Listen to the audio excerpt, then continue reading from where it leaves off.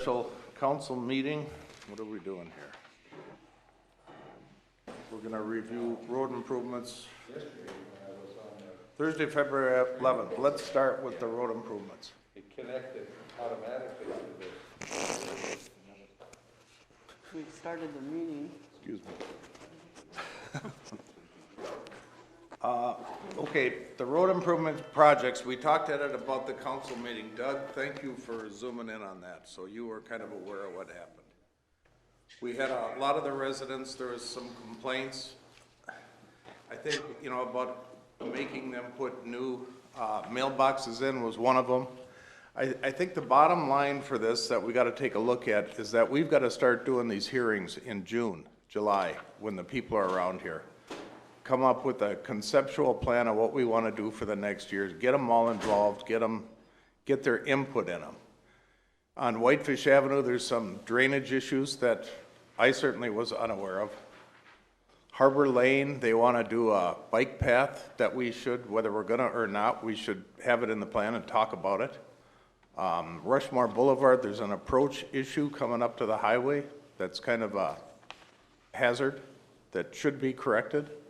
And none of this stuff was talked about before, so I welcome, come on up. Any discussion about how to do it, but I just thought we got the cart before the horse going in here trying to get bids out in February or March, so. The things that you've just talked about, Mr. Mayor, we had talked with WSN, and that was part of what would have been in the plan for this coming year. So all of these things, the only thing that wasn't going to be addressed was where Hilltop and Whitefish in that corner. But the drainage was all going to be worked on between Dave and myself and his staff. The approach was in the plans to be raised. Was it part of the pricing of the plan? Yes, it was. It was all in it was all included already in that conceptual thing. We were going through the feasibility, so. I never heard any discussion about it or? Well, it was discussed a little bit at Public Works.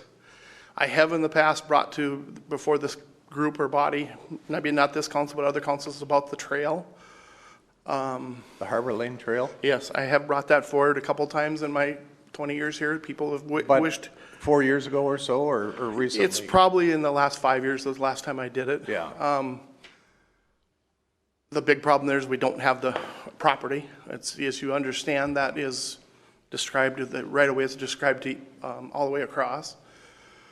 The sight line on Rushmore, the county is working on clearing right away back to their limit. They'll be doing that as soon as the weather breaks here a little bit.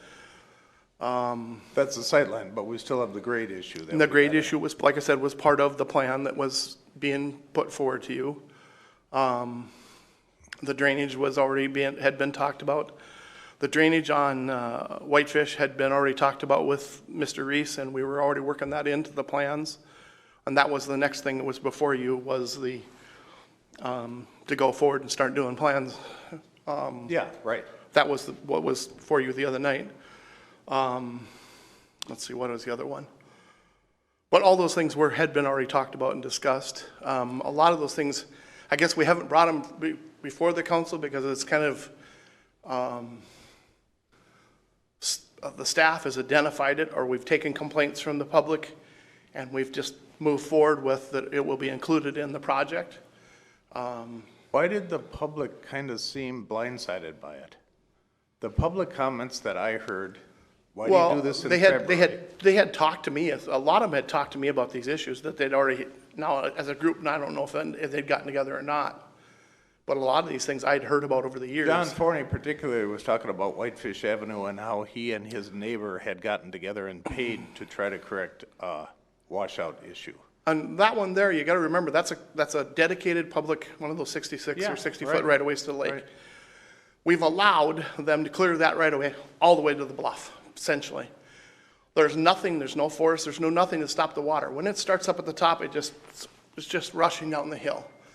I was going to take, and what we were planning to do there is actually the edge of the road. We're going to bring it up a little bit, and there's enough right away where we could have put a couple of little ditches in off to the sides of it and put some of those rock sumps that we've had good success with. and take the water to them is what we were gonna try in that area as part of the project. Your comment about, you said we allowed them to clear the bluff? This up to council, or the council before, allowed, at some time has allowed people to clear that right away all the way to the bluff. I don't quite understand why they would have the authority to do that. Well, a driveway is allowed to be put in on the public access, and over time, that has been cleared all the way to the bluff. There is no forest, anything to stop it until it gets to the Yeah, bluff. I don't quite understand the allowing them to, but I don't know anything about it. It's the first I've heard. And I don't think it was kept. No, I know, it's just, the wording is allowing them though, and I don't know why council would actually Well, encourage or allow or. We have rules that they're not, shall not do this. Over the years, these rules have not been enforced. Yeah, right. I know that's the Right. problem. So by not enforcing the rule or not enforcing what we've got on the books, in my books, we're allowing them to do it. Yeah. I don't disagree with Maybe that. that's the wrong term I'm Yeah, using, but we've allowed them to do it because we have not enforced what we have on the books. I think the issue is that it's public land, it's city land, Right. not theirs to do what they want with. That's why we're Absolutely. allowing them to do it on city property. I just, the way you termed it, allowing them, you didn't mean that, but yeah. You know what I was trying to say, so. I guess with that, the things that were, like I said, other than the corner on Whitefish, where he was talking about the visibility around from Hilltop to Whitefish, I think everything was in the works to be corrected in this year's program, so. It just struck me a little odd that here we are, the middle of February, not fully disclosing what the project was gonna be. Not that you're hiding it, but I mean, it didn't appear to be out on the table. And we're trying to get this thing out for bids in March. We don't have the drawings done. We don't have the construction documents done. And we really didn't present it to the public, I don't feel, through the conversation, in an appropriate way. It should be earlier on. We should involve them in it. Let them know, even the assessing process, the whole thing, should be, we shouldn't do it within these confines of these walls. We should get that out to the community and have them have input in it. But Dave, And you the gotta remember assessment- The that- assessment part of it, Dave, was done in this chamber. And that was all done through planning commission, Public Works Commission, I'm sorry, and stuff. So I don't think anything in there it was done inappropriately at all. I think when we notice people and stuff, that's something we need to work on for the future, and I think that's direction we need to give to Ted and Public Works Commission. But I think right now we need to look at this.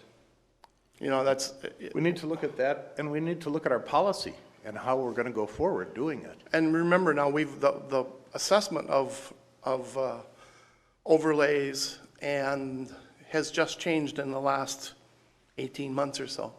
We used, as a city, we footed that bill, and it got to the point where we can't afford to, either gotta raise the levy and everybody's taxes go up, or we've gotta assess it. That was our two options.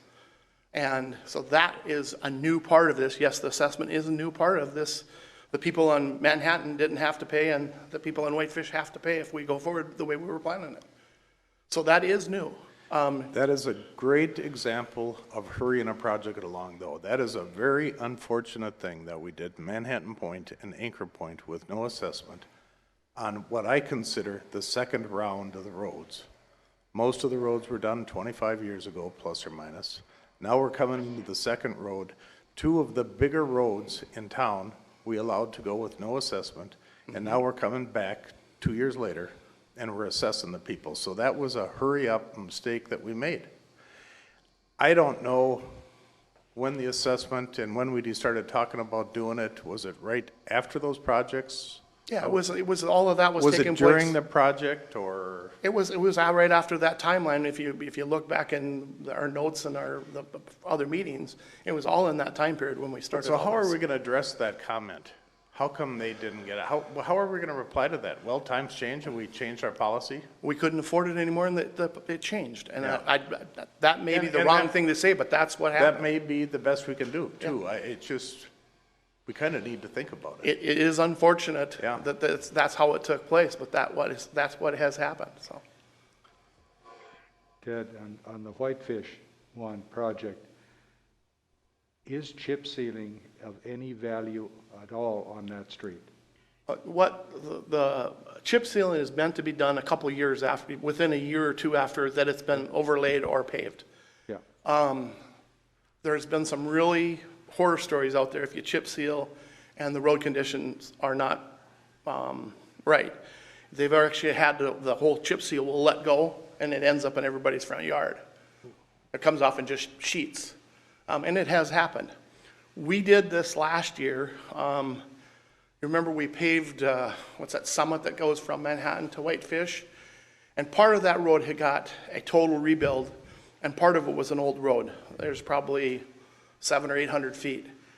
We did chip seal on that just to see how it was going to hold up. Now this is really the first year, full year afterwards. We don't know yet how it's going to hold up, but we're trying.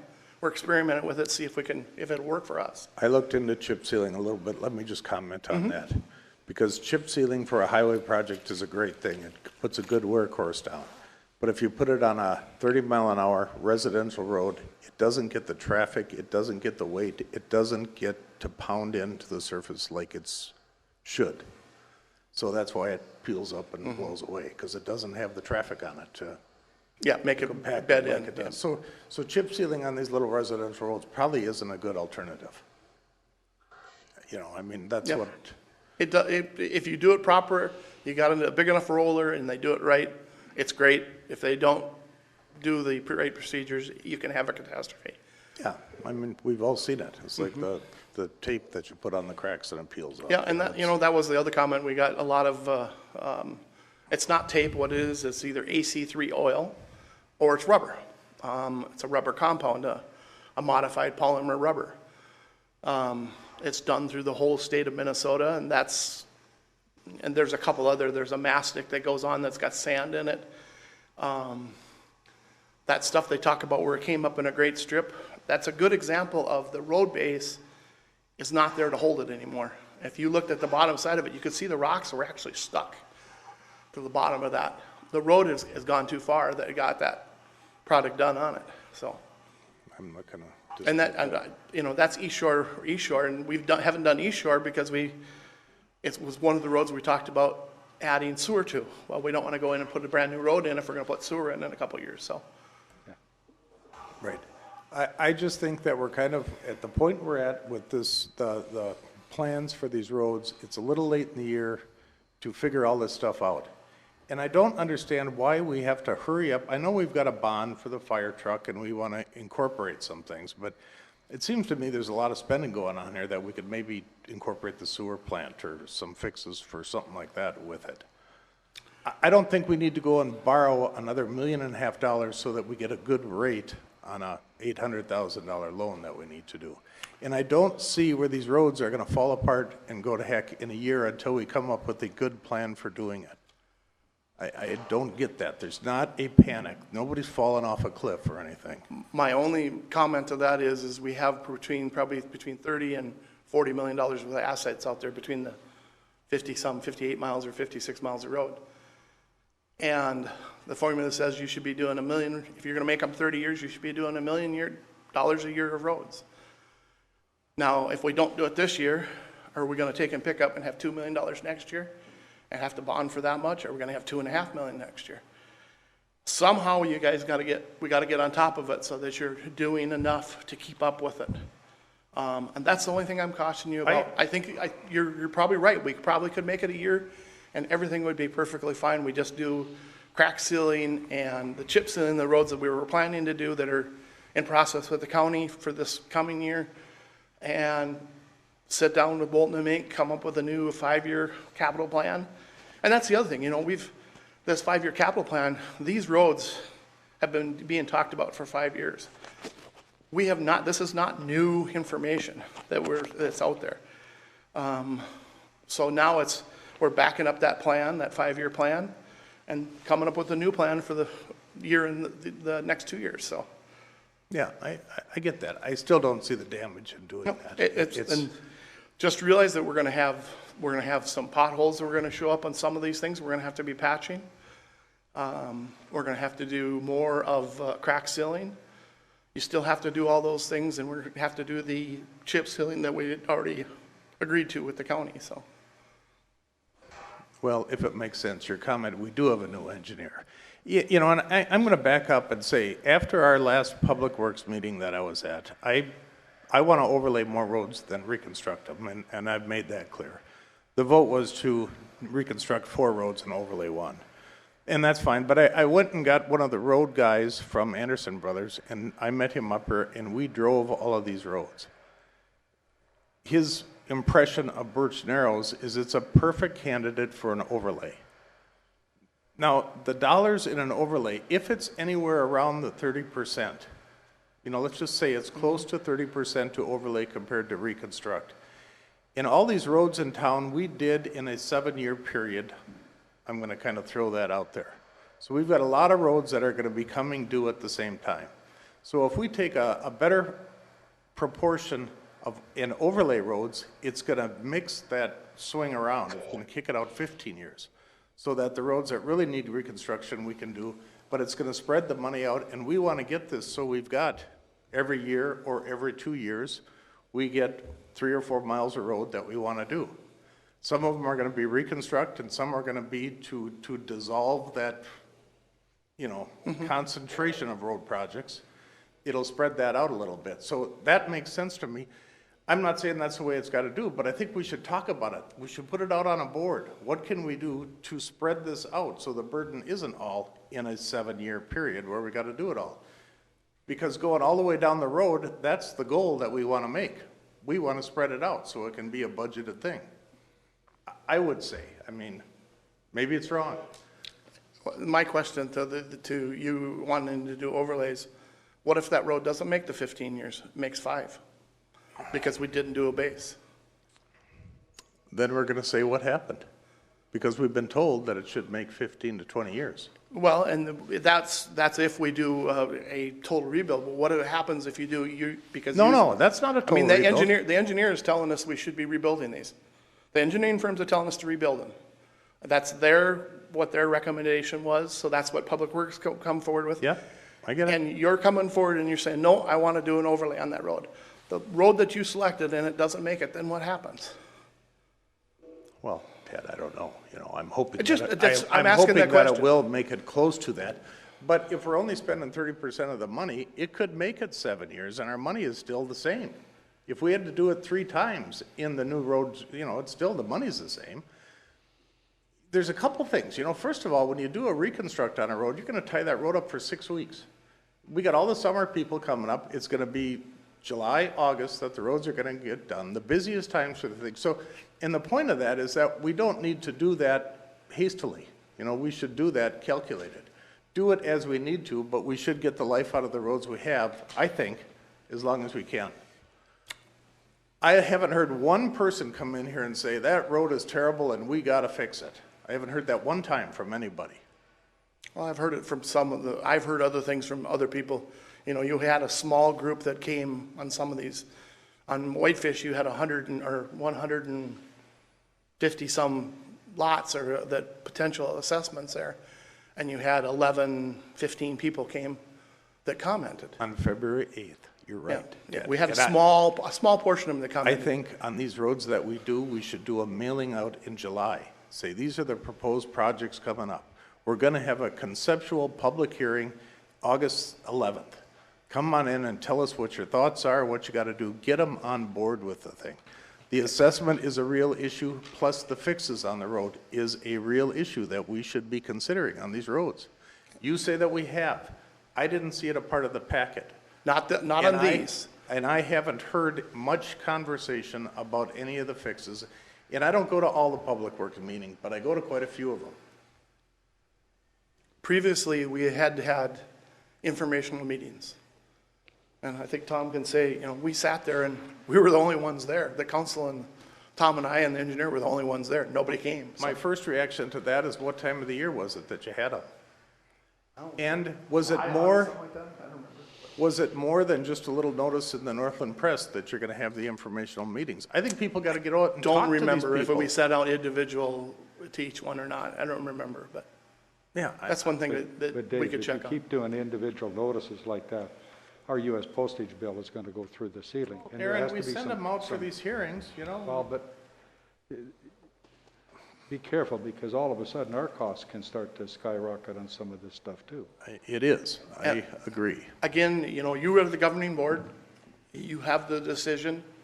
I will do whatever you tell me to do, and I will work with the engineers. If you're telling me to wait a year, that's the plan we're gonna go forward with. I just want everybody to be aware that, you know, that's not what the engineer recommended, but that's what you're so choose. I will work with that, and I'll do the best I can for you. Let's see if anybody else has got any comments to it. Anybody else have any thoughts about it? Come on, Doug.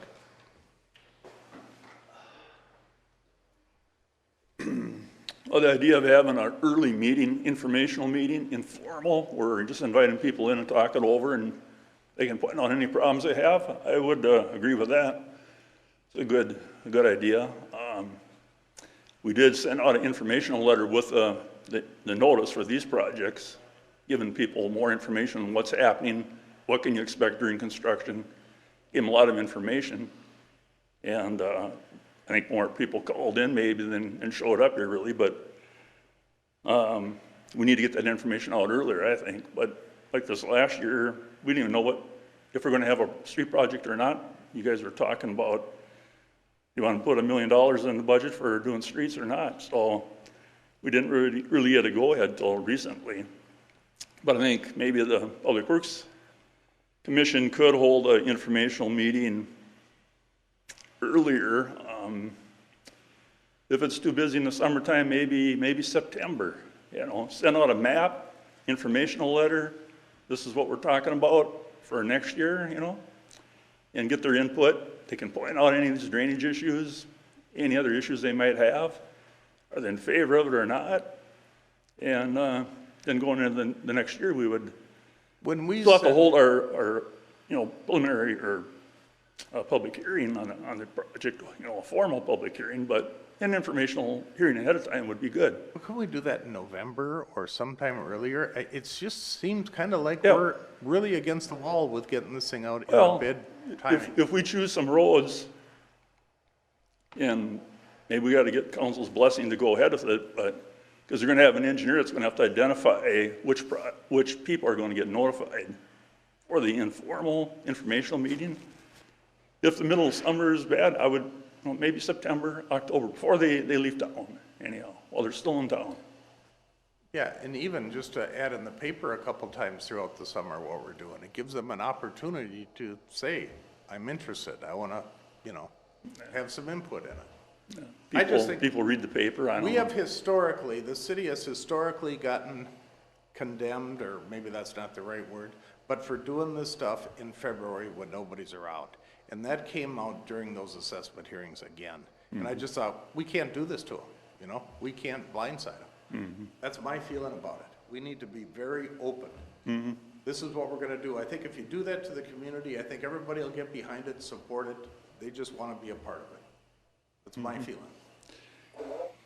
And I think from my experience back in Coon Rapids, I was there for 38 years as an engineer, and our streets were getting older, 30, 35 years or so. We knew we had to start reconstructing it, so we had a couple of bad ones, so we just redid them, rebuilt them completely, basically.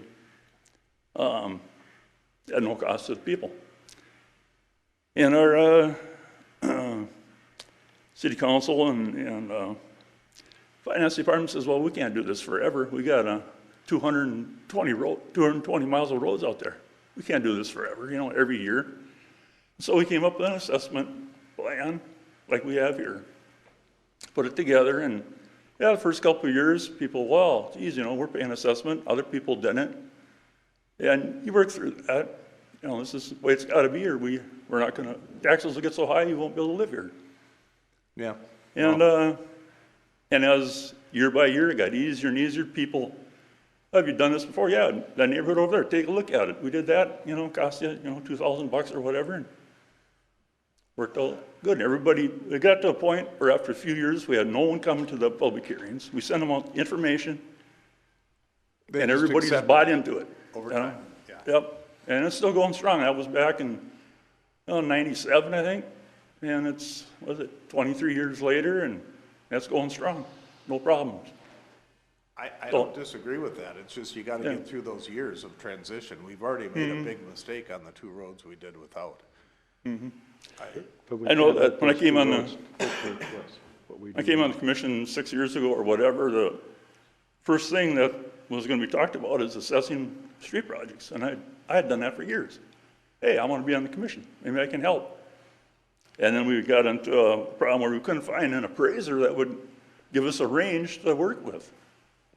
And finally, this Nagel started working in Brainerd or Baxter. We finally got him online and got into it. I used the same appraiser down in Coon Rapids, 20 years ago. And what is the necessity to doing that? Just so we can defend it in court? Instead of picking a number out of the air, what you're gonna assess, you're given a range from a professional that can stand behind it if you get challenged. Yeah, You'll go to court for us and say, hey, there is a benefit to the property. yeah, right. And you gotta have that. I mean, that's what the statute calls for, is showing benefit. None of us here are qualified to do that, And so you hire a professional, you got that in your hand and say, hey, this is what they say, $4,000 to $6,000 or whatever it is. And we can choose what we want to use. In that range or below that range. Right. And our goal in Coon Rapids was 50-50. We can assess 50% of the costs, city pay 50%, that's our goal. Same thing, I remember Ted talking about that here, that we like to go 50-50 if we can. That's what's been done in the past, I guess. And this is really our first round, and I don't know, was it 40-some% or something we're going to assess? 41 on a 5-road average. There's certainly a lot of discrepancy between the roads, but that's what the average is. Then you usually have a group of roads and you bid them together. And try to get that around 50%. Okay, so Phil, I'm gonna ask you a question. Given the information you have, how long does it take to put the plan together so it can go out to bids? And you maybe don't even know what you have to start working with, but Exactly, I don't know what we have to start working with, but if, you just did next step is go ahead and prepare the plans. Full disclosure, I didn't come to the public improvement meetings, I listened to them yesterday and this morning. If there were no issues and it was a simple overlay, a simple full-depth reclamation, those are very simple to turn around. They're not a challenge. That could be turned around, I think, in 30 days. What I heard at the meeting, my opinion is you have one road that could go forward in a timely manner, and that's Wild Wind. Plans are there. We've had good early engagement and discussion. I think okay. I don't like the city's process. It's easy to say 2020. I think you're up against it. We don't live in Florida. We don't have 12 months to build roads. We have a short window to build roads. Your goal should be to try and get these plans in front of a contractor in January and February. Prior to that time, you should iron out whatever issues, agree to what you're going to disagree with the residents and stuff. So that means starting earlier with a first heads up. We're doing a project. We're looking at doing a project. It could be very informal. I know in the old days, it used to be let's meet at City Hall or somewhere, and I can see the rub in the summertime with people not wanting to go to the lake. Meeting's great, 2 reasons. One, you give people heads up something's coming. You just put your marker out there, something's coming. The second thing is somebody actually might roll by and tell you something that you didn't know, even while you're preparing the feasibility report, so you can think about that early on. Another element is you tried. You can point back to your record and say, we tried. There are things you can do to try and increase your interest in this. You don't have to have everybody show up at a date and time and place. With social media, you can set up project websites and you can have people comment whenever they want. We've used some input ID information where we actually can link out. People can get on the project map. They can look at where the road is. They can make comments. Hey, this place always drains onto this area. This curve is terrible. That's an area of potholes left and right. Be wary of this blind intersection. So you get information, but keep in mind, you start the process earlier so that when you have your feasibility study done, it's more in the early, I'll call late summer, early fall. You have your improvement hearings, ideally October. You get this plan done so that you're bidding in January and February. I know you can get better bids later in the year. My experience is when a contractor is loading up their summer to figure out how they're going to keep their staff busy, you get the sharpest pencil in January and February. I just think it gets worse as you go out. If I'm a contractor and I've got a lot of work already banked, you're not getting my best price. And that's making exactly great. what we So- experienced with Well so- and Ranch last spring. As I looked back at some information, I don't disagree with the recommendation on the full deck reclamations. That's based on how we review roads, the conditions that are there. That's the appropriate fix. Overlays fit in other categories. So all I'm saying is when I heard Harbor Lane, I was somewhat surprised to learn the city has no easement except for the prescriptive on that street.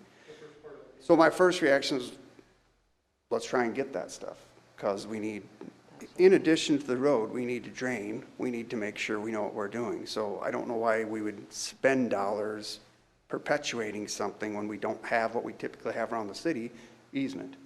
Then I heard the walking path. Prescriptive right for a width that's been maintained, and walking paths don't mash. So there's some things there that made me think that one will be hard to put together properly in a short period of time. If your goal was to get most competitive bidding, I think you're already up against a tough challenge to begin with. Rushmore Boulevard, I think that working with the county, we have a great county highway department. They work very responsibly, but it's still a coordination issue of bringing that approach up and working with them. And then when you raise these roads, you heard this from some other people in the improvement hearing, what about the water at the edge of my driveway? Even if you raise the road a little bit, it's amazing. You do an overlay or these full depth reclamations and you're bringing a road up 3 inches. You just totally change drainage patterns, and that's the biggest thing people get cranky about is now there's water on my driveway, or worse, it's rolling into my garage. It becomes, almost doing things piecemeal is harder than thinking the whole thing through. Like I said, I think Birch Narrows, I didn't hear much problems with that other than people, again, I get it. People are driving on roads and the road feels the same in my car unless I hit a pothole. But I just think it's darn near the middle of February. These things you should be looking at opening a bid and recommending we're going forward or not deciding that, all right, let's now tackle these challenges and get it bid. That's my opinion. I think you'd save money. Not saying that the interest rate and getting bigger doesn't help you, but if you can get a better bid, better timing, and a more defined bid, project to bid on out there, I think you can get tighter numbers. And probably less construction issues as you build it, having to change things, So my question to you is, knowing what you know, how long would it take to put plans together to put these bids out? I mean, I would think it'd be a couple months, but I don't know. To go ahead with these. If you told us to go forward with this, then I would tell you we're probably not bidding this, because I would want to try and tackle some of these things. I'd want to try and find out with Harbor Lane or with even easement there, what are we doing? Or do we have enough room to address the erosion, or are we getting a temporary easement beyond the edge? Are we going to make the claim that we threw snow 12 feet and we're going to grade in that 12-foot area to take care of the drainage? Or are we going to work with property owners and get the information we need? So my perspective, to deliver these plans with what I heard, it's minimum a couple months, because I have to do coordination. And I think then that puts you into bidding in May, and I think that's just counterproductive to what you wanted to do. What I would like to do for a client is get them the best, most competitive, pricing. so. Yeah, so, thank you, Phil. Well, So again- one last thing. Okay. I don't agree with you on your seal coating. Seal coating is a great tool for this city in the right application if done properly. There are some instances where there is stripping that occurs. They've never figured out why that is occurring, whether it's something over time related to how the mix was done, whether there's conditions that happen. But seal coating is a low-cost maintenance improvement. And Baxter used it quite heavily recently. They've taken a pause. They want to understand what's going on with some of the stuff. Brainerd uses seal coating all the time. Brainerd has a ton of 25-mile-per-hour streets. It's in the simplest analogy, if you don't have a maintenance-free house and you've got bubbling paint, you know, you have an option. You can throw more paint over, or you can do it right. You can scrape it down and paint over, and you seal it and you keep the water out. It's just, there's value in it, and it extends the life of the street. So I don't want anyone coming here taking away that seal coating is not a good option. It's a great option. It's part of your toolbox. You can seal coat, you can overlay, you can full depth reclamation to extend the life of your pavements. And there are a lot of streets out there that it makes sense. It doesn't have to happen within 1 or 2 years of being done. It does not. I mean, you're trying to figure out how to make a certain amount of money go as far as you can. Those are all the things that you're going to consider in the mix.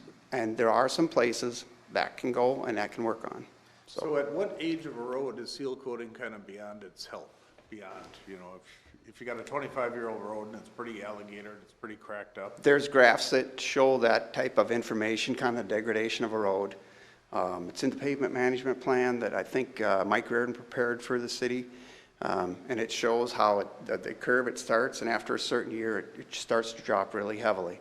So what the new theory is you pave a road, and in the first few years, you put the seal coat on. You put the extra layer of seal coating on to keep the water. Water's the biggest problem you have because it's liquid, and then it's frozen, and it breaks stuff up. So when we do these very simple evaluations, we look at the surface, and based on the amount of cracking, the surface conditions, we can tell you whether we think the seal coat is a good application versus the overlay. And keep in mind, what you're juggling is, I'm going to spend a few cents versus dollars to try and get kind of some of the things you're saying. Am I getting an acceptable extension of life for the amount of dollars I'm paying? So I'm just saying, I don't think Cross Lake is an overlay, full depth reconstruction city only. You can use seal coat very effectively, even in your 30-mile-per-hour residential areas. You just can't put them on the situation that's bad. Then you're prone to fail. And then it's wasted money. Yeah, okay. Well, that's what we look to. Thank you. Yep, come on, Tom.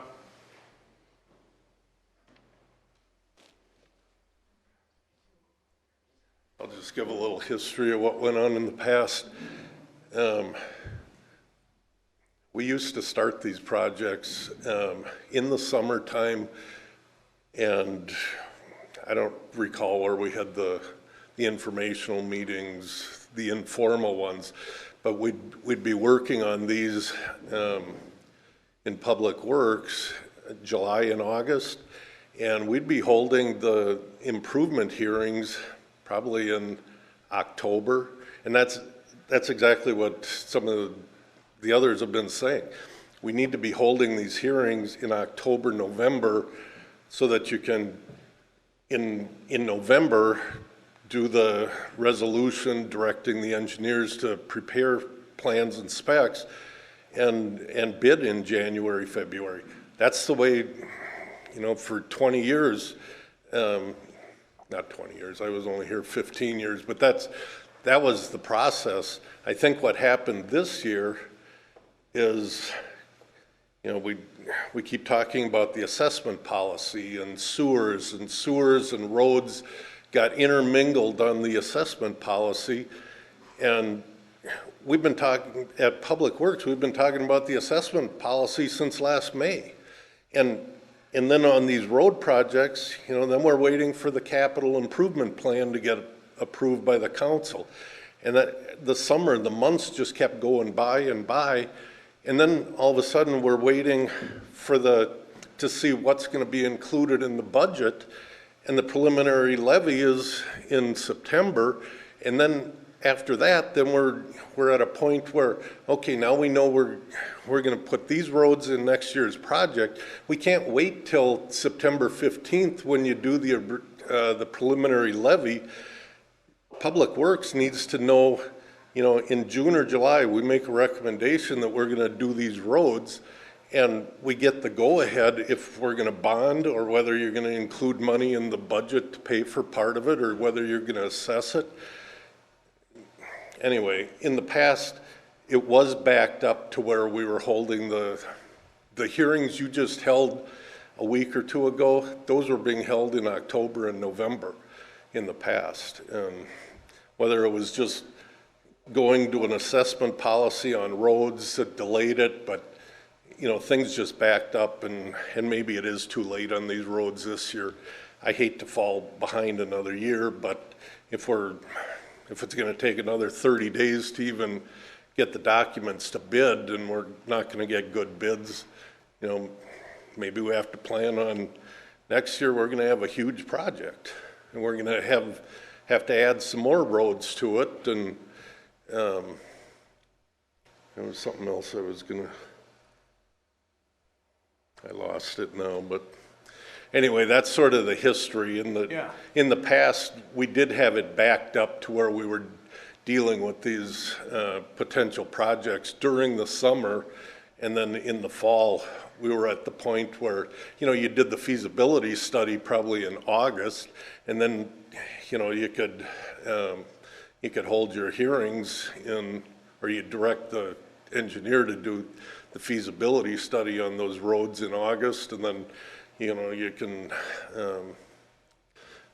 approve the feasibility study and then call for the public hearing, and you've got the publication, and all of a sudden it starts backing up into September, October to hold those hearings. But Right. that is the schedule that you should be following. I just feel like our back is to the wall, and we have got to panic, make a decision, move forward quick, or we're going to miss it. And what's the urgency?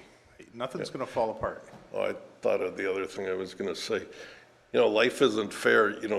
The argument that, maybe it was a mistake that you didn't assess Manhattan and Anchor Point. That's past history. I agree with what Ted's saying. We can't afford to not be assessing roads, and at some point we got to draw a line in the sand and say, okay, from now on we're going to do it. And it's kind of like the sewer project. The same argument that we're hearing from the County Road 66 people is, well, when you first put the sewer in, they got a break, they weren't assessed, they just paid a SAC charge, blah, blah, blah. We had to do what we had to do to get the project to even go. And that's in the past. Life isn't fair. If you live on a county road, you're never going to pay a nickel for the maintenance or a new county road. I live on West Shore. Why do I have to pay an assessment when the people on County Road 16 don't have to pay? Life isn't always fair, but I think the city has to draw the line in the sand that our policy from now on is, and we've worked all year on assessment policies, and now, like Doug said, we've got Nagel in there, giving us a range where we can try to work with people to make the projects affordable, whatever that means, because we have a range to do the assessments, and it'll hold up in court. What we used to do, and we never really got challenged on it, but we came up with the proposed engineer's estimate, and we assessed 50%. And at that point, the councils felt that, is somebody going to go to court and tell the judge, well, they charged me 50% of the cost of this benefit? We never got challenged, but I think we're in an even better position now with Nagel, that you've got a professional saying the benefit range is this, and then, we come up with what we want to assess. But anyway, my feeling is at some point, you've got to draw the line in the sand and say, from now on, here's our policy, and we're going to have to, come up with money, and the best way to do that is, in fairness, you have to assess part of the cost back to the benefiting property owners. Yeah, thank you, Tom. Anybody else have anything they would like to add to this? Sure, come on up, Tim.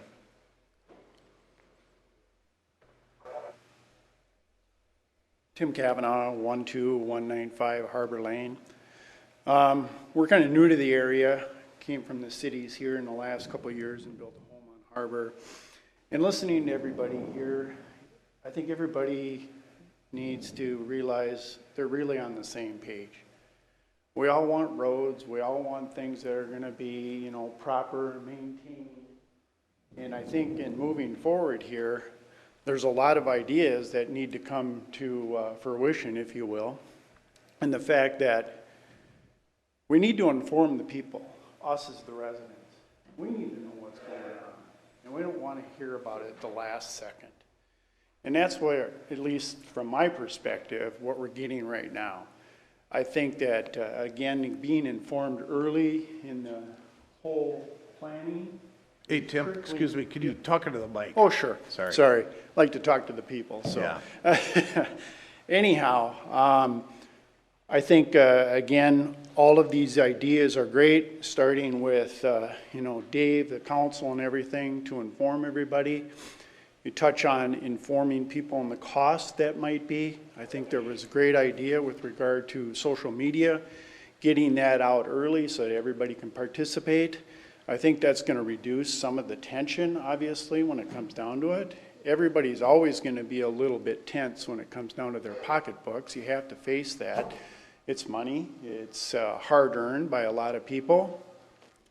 And along with that, once it's informed, I think, again, we have to have confidence that we're doing the right things moving forward with regard to, is the overlay acceptable? Is it going to give us the proper duration with things? Has it been considered versus reclamation?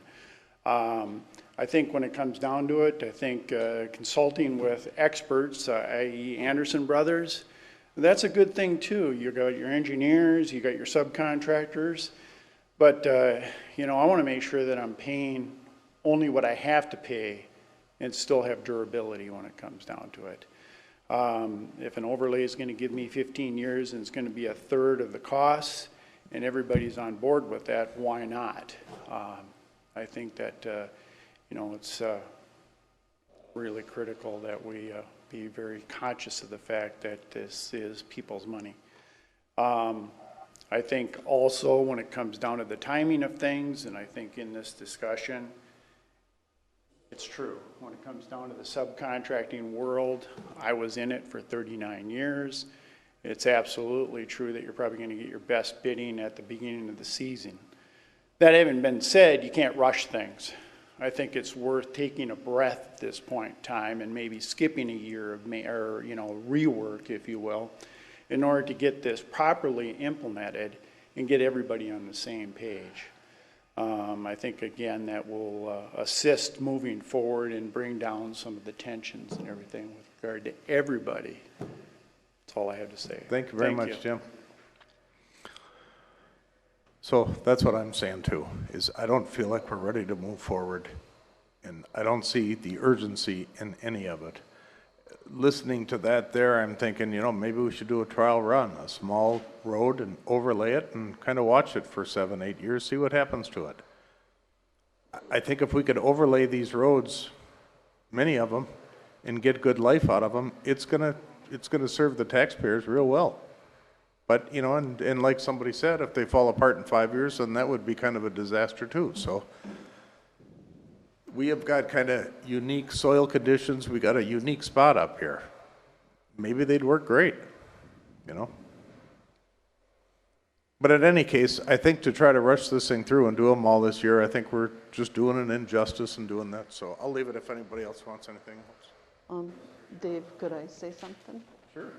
I was just wondering, I was concerned when I heard at the improvement hearing that it's Harbor Lane is just an easement, and asked what we could do to make it a right-of-way. I'm concerned about, you know, reconstructing that road in an easement type situation.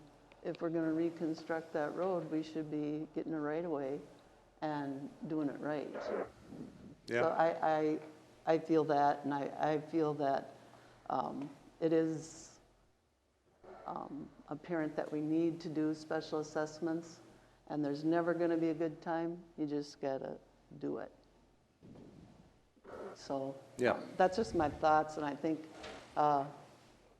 unlike you, I would like to have a good bid, and if we're not gonna have a good bid, what would be wrong with waiting and getting the plans together and bidding it out, being ready for a bid in December or January? Yeah. I agree with that, so. Question I've got is on Whitefish. From what I'm hearing from Phil and Ted, is that the chip seal might be something worth looking at and considering. We might get another 5 years out of that road, which would not impact what we've been trying to do for year in, year out as badly. I don't know, I guess I'm just asking for, we would be taking, using Whitefish Avenue as a test site is what we would be doing.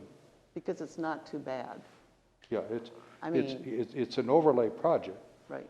but maybe this will take us out that 5-7 years Mayor's talking about. All the people I talk to about Whitefish Avenue, they all say, why are you, what's wrong with the road? Why are you fixing it? So there's not a lot of concern. Because the road's at a point of breaking up, I'm gonna guess. That's why it was, the engineers said do it. But if we crack seal it now, which doesn't cost them a dime, and maybe we pick up 5 to 7 years out of it, then our plans that we had laid out, what we were gonna do when over the next 5 years, aren't as drastically affected. Yeah, I think we should encourage the engineer to look into that option, to look at Harbor Lane, kind of come up with a plan, to look at Rushmore Boulevard, I think we need to fix the liabilities, things that are wrong. So, I mean, that's what I would, Dave's shaking his head. Come on, Dave. I've got a few comments here that, the first one's gonna come hard maybe to the council members, but we're kind of our own enemies here. We all have a lot of great ideas, but we're not paying attention to dates. So there's just a few things, and I heard a lot of great comments today, but one of the first things I wrote on my sheet of paper is we have to either get behind assessments or not. That's it.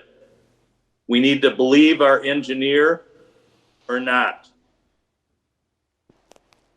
We need to, at this meeting, we're gonna have to set up, if we're gonna make this happen, we need to come up with some sort of policy, which was a great recommendation, as far as cutoff dates when we're gonna do this stuff.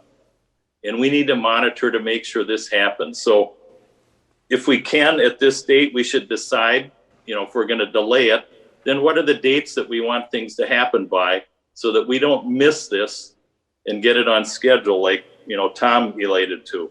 And we need to look at how we handle our budget, because the way we've been handling it now won't allow us to get this thing backed up, so we're doing it in the fall. And then I think we probably can post some information on the websites as far as communicating to the public, but again, you can't get them to read it, and I understand that some of them don't know about it, but we've been talking about this at several meetings for a long time. So I just think we have to be more vigilant on these cutoff dates so that we don't run into this situation and plan, and then all of a sudden it ain't gonna happen. So that's kind of what I'm thinking we need to do. Dave, what is your suggestion for cutoff dates? We have our new engineer sitting here, and we have Ted sitting here, so we can inform both of them right now. Well, we have, as it looks right now, we probably should delay these projects for a year. Okay. And maybe Phil can come up and help talk to what should be done here. Because I agree with you, Dave, that we're in February. We need to start now looking at what we're going to be doing for 22, if we're Right. delaying. Right. Mr. Schrupp, I'd work backwards and just say, it's the city's desire to do the improvements, to bid the improvements in January of 2022, and work the schedule backwards so that you give yourself time to do the design, do the public hearings, do the initial information, do all the, all the engagement you need to do with the public. So I think one of the things that may be difficult, and Ted might jump up here, but it's, does the identification of, if you delay these projects, it looks like you already know what projects to work on for this summer and fall. So we're ahead of the game, if you will, behind but ahead. If you're intending to add more projects to try and catch up to your plan, then we would need the city, Public Works, and the council to, and I don't know if this happens ahead of your budgeting, so that maybe is a little bit of a problem, but just we need to know which ones we can, we'll recommend the ones that we want done. We need people to say, yeah, let's start the process as soon as we can. So when you start reviewing the roads, would you be able to tell us if the Whitefish Avenue would be a candidate for chip sealing versus the overlay? Well, there should be a database of information on the roads, but you kind of, so you have, I'm going to say I don't know if this is how you've done it. You have a database of information. You have an idea of where roads are on the whole scheme. You should have maybe, let's say there's 10 areas that you want to look at, and in there they're prioritized. You go back after winter, you look at them. Did they change dramatically for some reason or another? Did they change from, they're a seal coat to really we should overlay them to, they were overlaying, now they're really beat up. They should be reclaimed. You make your determinations. But within that, I think you could give the Public Works and the council, and not an elaborate report, just a breakdown. This is what we saw, this is what we recommend, this is what we think the cost would be if you went this route. If you're in love with overlays over seal coats, you could alternatively say, well, this is the overlay part. If you don't like the full depth reclamations, you could say you do this as the overlay, but here's the problem with that, or potential con. I mean, there's pros and cons. I'm not sure a full depth reclamation street is only going to get 25 years of life. I mean, you've already said that it's a lot of times. One road, I think 1985, and it's pretty darn old, right? Okay. And I would say that the way we're talking with full depth reclamation, 25 years is minimum. Why can't you get 35, 40 years out of that road? Got great soils. If we get the water off it, you guys are doing periodic maintenance. I think with a combination of full depth reclamation, seal coating, mill and overlay, seal coating, you get 50 years out of your roads. If you drain them. You might be building them because you've increased capacity or needs from people living up here all the time now. So, Dave, I look at it as where do you want to be and work backwards from there. And we could write something up for you quickly and say this is the process we'd recommend. But it would require the council and the Public Works to allow us to start the process early and stand behind, I guess, some of the recommendations we make early so we can work through the process. How about if you use some of the history you have with other cities and come back to us in the Public Works meeting in March and establish certain milestones that we must adhere to every year, no matter what we're doing. Sure, we could give you some guidance on what we think the ideal process.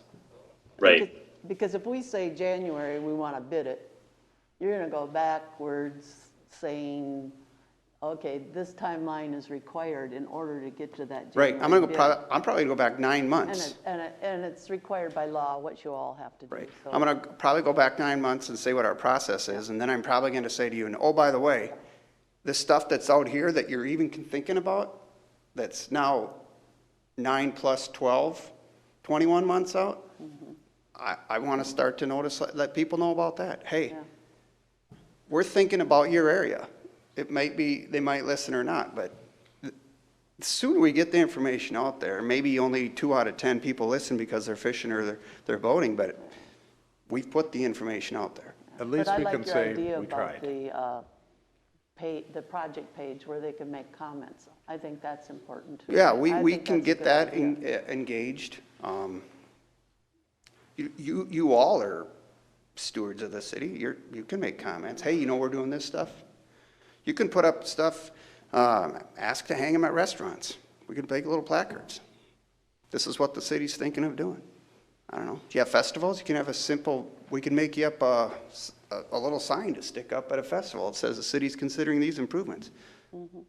There's a lot of ways to get communication out there to people. So all we really have to do is say, we want it bid in January. You figure out the timeline that is required and tell us when you're gonna, That's what I would say is, Yeah. where do you want to end up? And I think you want to end up bidding in January and February. And I say bidding in January, opening your bids in February. exactly. The rest of that, we can figure out the process. Will it always follow that process? Will it kind of have ups and downs? It'll depend. Some of these roads, I assume, are going to have challenges and stuff like that. And I've never been in an assessment hearing where someone's loved the idea of having to pay. So, And, Right. and the fact that there were so many comments on the Whitefish Avenue, the drainage situation and washing out to the lake and stuff, that if chip sealing would work, maybe we would have time to keep that road, yep. in good condition and look at the different, I don't know how many there are. I suppose Ted could answer that. How many public access things run down the lake that John was talking That I'm aware of, that we're having problems, there's 4 of them. for? So, and that's something, they're all worried about their driveways and going up 3 inches, and I'm thinking maybe if chip sealing, if the data says it would work, maybe that would be our test. Well, I'd appreciate, engaging the Whitefish Avenue people. I didn't listen all the way through that, but what in little I heard people say there's nothing wrong with the road. I get that. That's going to be a perspective. I heard people say, I prefer seal coat versus an overlay. I heard other people come up and recognize what the city's trying to do. And what the city's trying to do is proactively address one of your assets that deteriorates every day. You could do it. I don't know if you made the comment in there. We could set, our goal could be, we're going to let these go to crap. In 20 years, we're going to have big costs. Or we can put this into pieces and go forward. When we get to engage with the residents, we get chewed on. We also get information, but then also we start to educate them. And all of a sudden, the more we talk, the more they're starting to like, well, I kind of see what you're saying. I don't agree with it. I don't want to be assessed, but yeah, we should take care of that. That makes sense. I've been on more projects where residents have somewhat increased our scope to do more because they've kind of bought in. They're getting listened to, not told. They're getting a chance to vent, and there's a lot of good ideas that come out of those exchanges. The drainage in that turn, I don't know where the turn is, but there was a curve or something that's dangerous, so. Thanks, Phil. Phil, could I ask you a question? One of the things we've always addressed with the roads that we've decided to do, whether it's an overlay or reconstruction, is we found often in cases the road was not actually in the right-of-way. We had a right-of-way that was adequate for the road to fit in, but it didn't always fit in the right-of-way where it was being paved and maintained. One of the problems that created was when Ted would send a crew out to plow the road, he'd hit private improvements in the public right-of-way. Some of them are meets and bounds, some of them are plats. And so we came up with the concept with the engineers and the attorneys to say, look, we need to make sure we have space for snow storage and maintenance. And the city's policy was to say, well, if you put a sprinkler in the right-of-way and Ted hits it with the plow, that's not our issue. Right. So what we did to make sure the road was within the right-of-way is when the engineering work and the survey work was done, we identified up front, do we need to do a quiet title action to make sure that if we're going to improve that road, that we're improving the city asset within the city's right-of-way. And if we didn't, then we came up with the quiet title action where we identified those parts of the road where, because there were trees in the way or buildings or whatever, it made sense to agree with the landowner to say, you know, we're gonna take this 3 inches of your property forever, and we're gonna agree to do that through a quiet title action, and they signed off and did that. We did that on a number of projects. We did it over on Manhattan, we did it on Anchor Point, so we've incorporated that into our process. So when the issue came up to, well, let's not do this road because it's on an easement, we took that away right up front.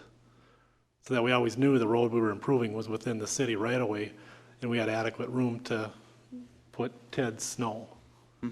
So just a heads up on that. That's how we handled where the road was physically located within the right of way and made sure it was actually in our right of way and not someone's front yard. Not uncommon in some cities, you Yeah. know. Just a second, Phil. Mr. Mayor, can I ask Phil a question? Sure. Phil, you know, we're talking about this, and one thing I haven't heard is, when should we get started with what you're talking about, this plan, and how much?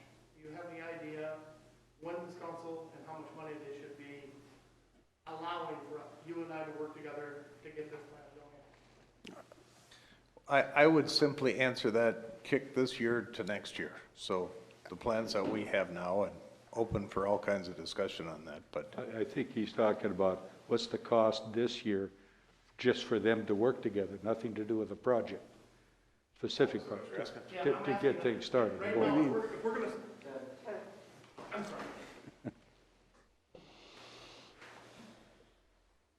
If Phil and I are gonna start working on this, what we've been talking about, how much money do we need to, the council, allocate for them to move forward with this and have the plan so that in this fall, we're ready to have the informational meeting to ready to go, so in January, February, when do I need to ask, and that's what I'm asking him, when do I need to have the monies from the council, and how much? And that's just. Don't we have something in the budget for engineering? Well, but it's going to change because there's different. I don't honestly know completely what's been done. Has the survey work been done? Has the wetland delineation been done? Have you done any borings in areas? None of the design work has been done, all it was feasibility, so. Okay. so you'll have to come back with something, huh? Well, yeah, I mean, you can chalk it up however you want. If you want to just do something quickly, under our general engineering term of putting together hey, here's a plan, and then get a subsequent proposal later to start, we can easily do that. We charge $120 an hour for the first 10 hours of the month, and I don't think we would pass that to put together a plan, you know, of what we think. I just wanted everybody to be aware that we're gonna spend some money, and I'm asking for the permission to spend the money and work with Phil and get this done, so we're keep moving forward. But then my comments, if you're going to delay these projects, is don't delay until July to pick them up again. That's why. Right, that's, Get going. You know, we'll get you a proposal if you want us to be involved, and Yeah, the more information we can pass out in July and August, the happier I'd be. Let the people know what's going on. Yeah. And if we wait for the hearing till September, October, so be it, but let's give. so what's everybody's input on not moving ahead with these? What's the council think? Or should I make a motion that we just stop this year right now? Good idea, Dave. Yeah, go ahead. I'll make a motion that we're gonna move our 21 projects to 22. I second that motion.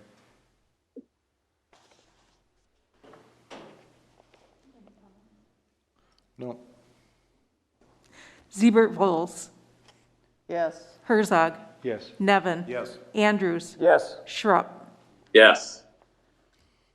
Then I'd like to make a motion to have Phil work with Mike and Ted to take over the 21 projects where we left off. But I'd like to have Ted and Mike and Phil work on a timetable that's used in future years for these types of public works projects with hard dates that everybody knows we must keep so that we don't end up behind the 8 ball like we are right now. I second that.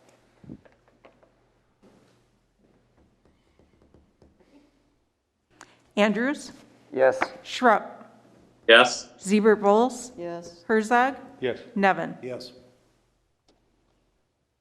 and there is 25,000 in engineering fees in the 2021 budget. Yeah, maybe some of this can be worked into the cost for these 21 projects. Some of the costs to develop the timetable, so. A little comment is give people the option on the mailboxes in your discovery, you know? We gotta just soften it up a little bit.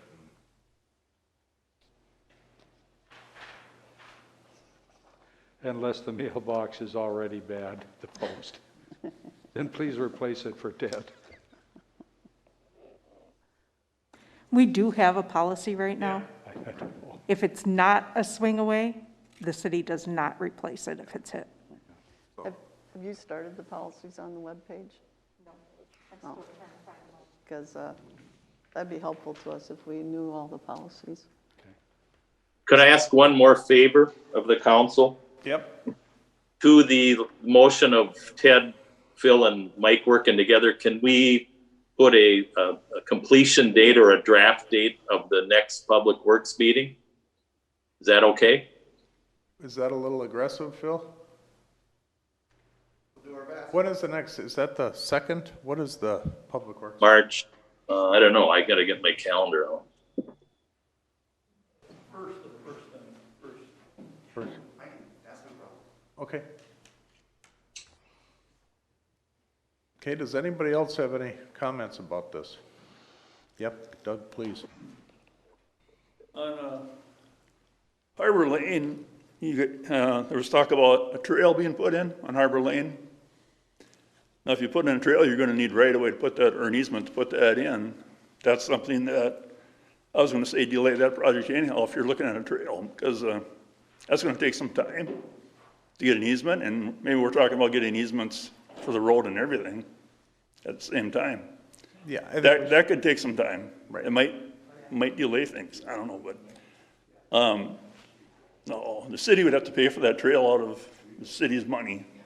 You can't assess it or nothing like that, so that's maybe a considerable cost.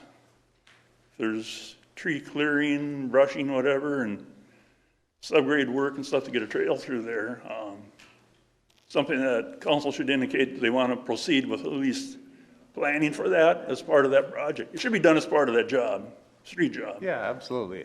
And I think we should look at it. And part of that looking at is take a survey. What is the public appetite for it? You know? And then if we're going to be there working, it'd be the time to do it. So, yeah.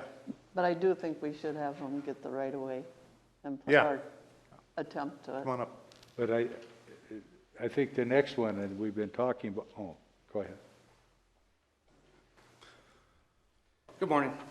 My name is Neil Bailey, 11491 Whitefish. I know nothing about roads except that I drive on them, I walk on them. So my expertise, that's where that ends. However, I was in business for a number of years, and one of the worst things that happens is when you surprise people. And that's one of the things that I didn't appreciate about this, and I appreciate you saying that we're going to work on that. Part of this project that we're talking about here is not only the timing of when things are to be in, but also when the notification and how the notification is going to go to the people. And the other issue that I had was with the type of assessment policy that you had. I don't know if you're going to relook at that, if you're actually going to have a group look at that. But I would appreciate it if you'd look at it. My wife, as she said on Zoom the other night, we do not think it was fairly done, and we'd like that to be looked at. Mr. Bailey, we would appreciate a little public, I would anyway, to try to figure out how to get past that. We've made a mistake with Manhattan Beach and Anchor Point, but we're feeling like a assessment is necessary. Yeah, you facetiously, I think, said, does my wife want to be on that committee? Yeah. She would. It gives everybody heartburn, but we have to get past it. Oh, I absolutely agree with, I absolutely agree with the assessment part of it. I know that will anger some of my neighbors, but the fact of the matter is that it is part of what we do. Yep. I just want it to be fair. Yep. And I don't think that the current process, in my opinion, is fair. So part of all this discovery should be to take, you know, public comment, and we're gonna have to move forward sooner than later, so we can start doing this. So. In listening, I felt like we were doing it piecemeal, and I don't think you ought to do it piecemeal. Yeah. I think you ought to have a policy, and that should be all parts of that policy. Thank you very much.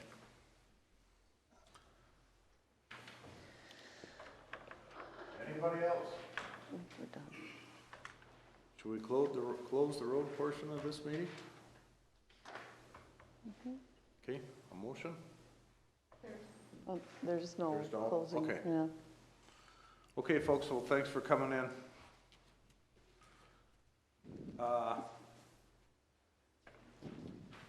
What do we do now? The process for the joint council meeting, is that the next topic?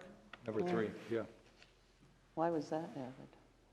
I wanted to talk about that. Yeah. So it the wasn't Public Works called. Commission, Wasn't called? I think what the issue is that quite often the full council comes to the Public Works Commissions. And we would like to all be able to talk at them.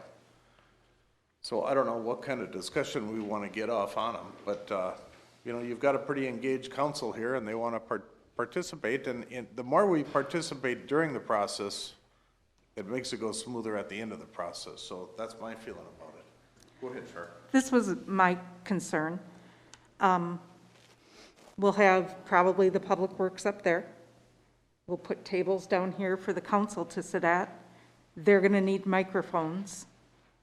And Or that's, get up to the microphone. so when you call the meeting to order, you'll get up to the microphone and do that? It'll be Public Works. Would the council be calling the meeting? Well, if to it's a order? special meeting, we have to call the meeting to order. Yeah, well, whatever. So I'm just, Yeah. that's what I want to hash out, is how we're going to do that. But yeah, I think we could go up to the mic. Okay, So that you would will. Yeah, Okay. and I think anybody who wants to comment would go up to the mic, other than the Public Works Commission. Yeah, they're in control, Yeah, basically. it's their meeting. It's all for the opportunity for, if the council comes and there's a quorum, they can talk because it'll be, the status will be a special meeting. And if there's not a quorum, they can still talk because there's not a quorum and it's not a special meeting then. I understand, but we still have that same process of calling a meeting to order.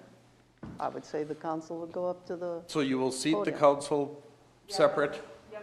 And, So just one question for me. So if we have that joint meeting or whatever we want to call it, and there is a quorum of the council, will the council be making decisions then at that special meeting that they might otherwise make at the recommendation of the commission at a regular council meeting? I would say not, that would be my comment. So the decisions would come here, to this meeting, yeah. or our monthly meeting, I guess I should say. But That- yeah. we have a chance to give them input, and then it doesn't have to go back and forth, back and forth. I mean, you can tell them how you feel about it, and they can make their recommendation. So are we going to still continue with the council liaison to the Public Works then? Because the concept of the liaison and the commission was that the liaison was a council member, and their role would be to report what happened back to the council, what occurred at the commission. Yes, because the council might not be there in quorum. There might be the liaison, and that's it. So whether there's a liaison at the meeting or there's a, let me back up. So whether or not there's a quorum at the meeting, the expectation of this board would be that the liaison still provide a report from that meeting? Yeah, because you might only have a quorum every couple months of the council. So why would you get rid of that? You might as well keep it in place. It's I just, think the question, I well, think- no, you're there, so you're doing the minutes, aren't you? yeah. Yeah, I don't know what report the liaison has historically done, other than just an accounting of what happened. The minutes. report comes with the minutes. And she's gonna be doing the minutes now, so. I think that takes care of that. Yeah. Any other comment on that? Any other questions? Okay, next we're gonna discuss the transition from Winseth to Bolton Mink.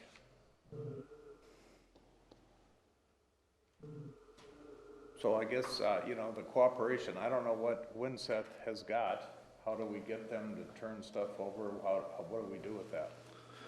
Ask them? What would have to happen is Bolton and Mink would need to make a request to Widseth for the information they need. There, of course, would be a charge for that transition based on their time and materials for the request made by Phil's team. There'd also, We've paid for that. that's correct, but there still is time involved in assembling that and moving it forward. That's normal. Phil would attest to that. Yeah. The other thing that would probably happen is based on the information, there would be disclosure documents. Right. Typical that you would do with any professional service that would be passed between entities. So, some of the transition costs is just gonna be that they still have to have someone put information on zip drives or copy and give to us, mailing, things like that. Certainly with information, if it's electronic, they're gonna want a disclosure, and I would do the same with them. I'm giving them the information and they're waiving liability against me with the idea that, I don't know what they're gonna do with the information. They don't know. They just don't wanna be dragged into court. And so there is some cost, and we'll obviously, Widseth is a very good firm. Dave's a great guy, and we'll try and work to get this as seamlessly as we can. But they also have other priorities at the moment too, so we'll be, cognizant of schedule and just be patient. Yeah. Say, could I say something real quick that I think is important for the city? And that's the 2025 connectivity sidewalks, that project that's been in the works for probably 3-4 years now. I think Widseth has been working with the county pretty close on that, and I think we should let that continue so that there isn't going to be any hiccups in that.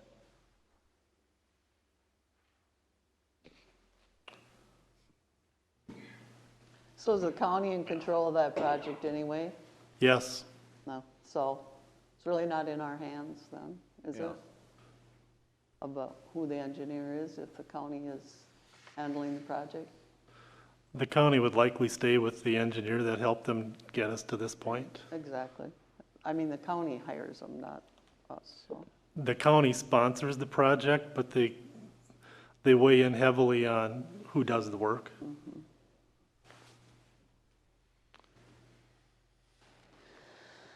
Do you have any comment on that, Phil? No. Yeah, just so it's not costing the city excessive funds or doubling up or whatever. But yeah, that project is pretty well underway, so. So are you staying with stuff on that project? Well, I guess that's what Mr. Schrupp's asking for. Any recommendations or thought on it?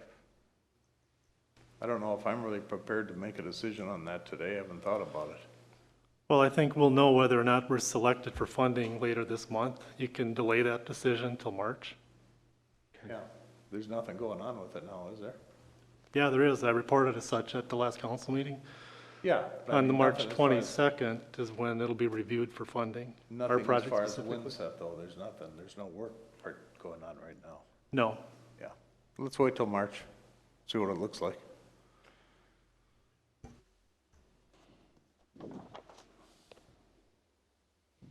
Okay, anything else?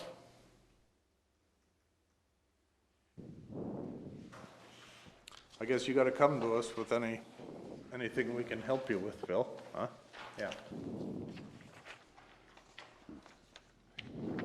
Okay, next is discuss the designation of funds and review of assigned funds.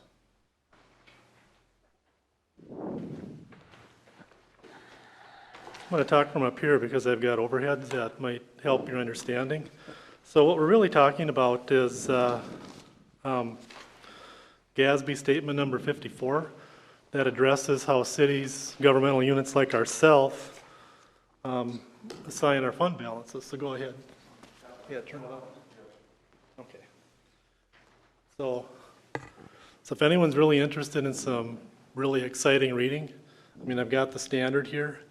And this goes back to 2009, where at that time, governments wanted to have a better understanding of what they were assigning their existing funds to do, what the restrictions were on them, and how they would use them going forward.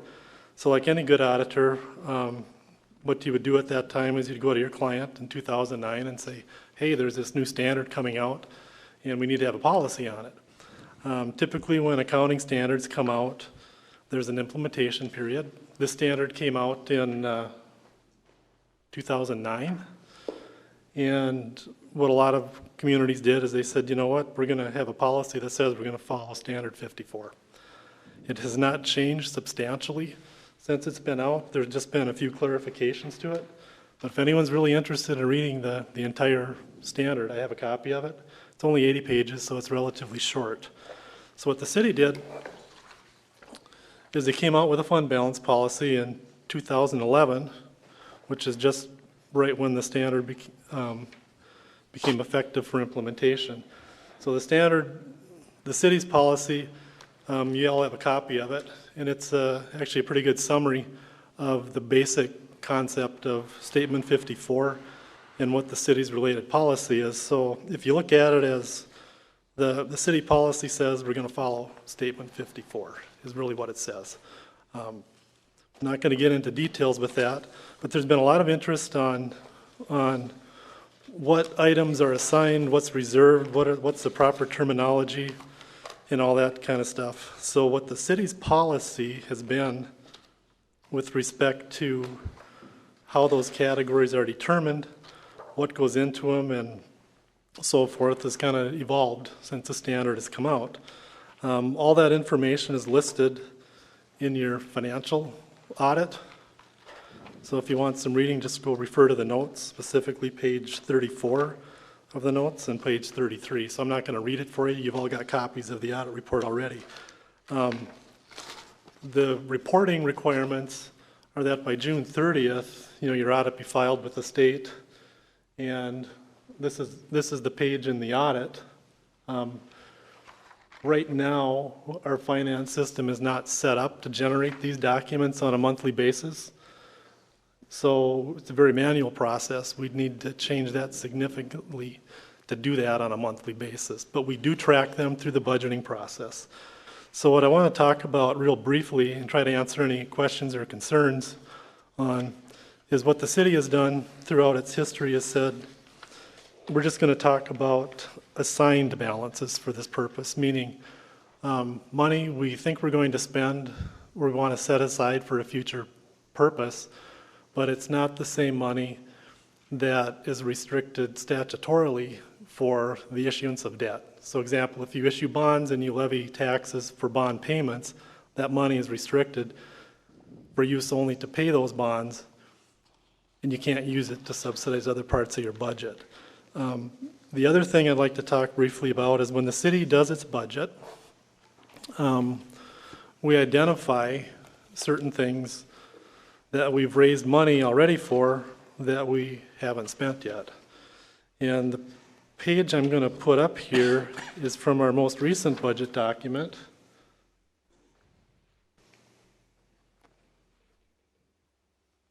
And I'm going to focus on just the general fund for now. So typically what governments do is they say, we're going to have these projects, whether we have the cash sitting in our bank, whether we're going to issue new bonds for it, or whatever we're going to do, the total cost of those projects, including roads, major equipment purchases, and whatever, is about $6.9 million. So a good auditor will always come back to you and say, okay, Mr. Mayor, when do we get our tax payments? That's a question. When do we generally get our tax payments? When do you pay your taxes? Anybody? Well, we get it in June and. So you pay your taxes in May. June and the local government units. So you pay your first half in June, you pay your second half in October. Well, you pay them in May, but the city Right. gives them in June. Yep. And so what anyone will tell you is we need to plan for that cash flow, because if you're going to get 50%, not going to get your first half of your taxes till halfway through the year, we should be setting some of our unassigned fund balance, or we should be monitoring that to understand that we need to have some money on hand to get us to that point. Now, the important thing to understand is fund balance does not equal cash. It's the equity section of your financial statement, because you have customers that are going to pay you, and you have bills that you have yet to pay. And your fund balance is the net of all that activity. So understand that it's really close to cash in the bank, but it's not the same as cash, okay? So over time, what the city has done is they've said, you know, we want to keep track of certain things that are near and dear to us, and we want to restrict some of those things on an annual basis when we know what those amounts are.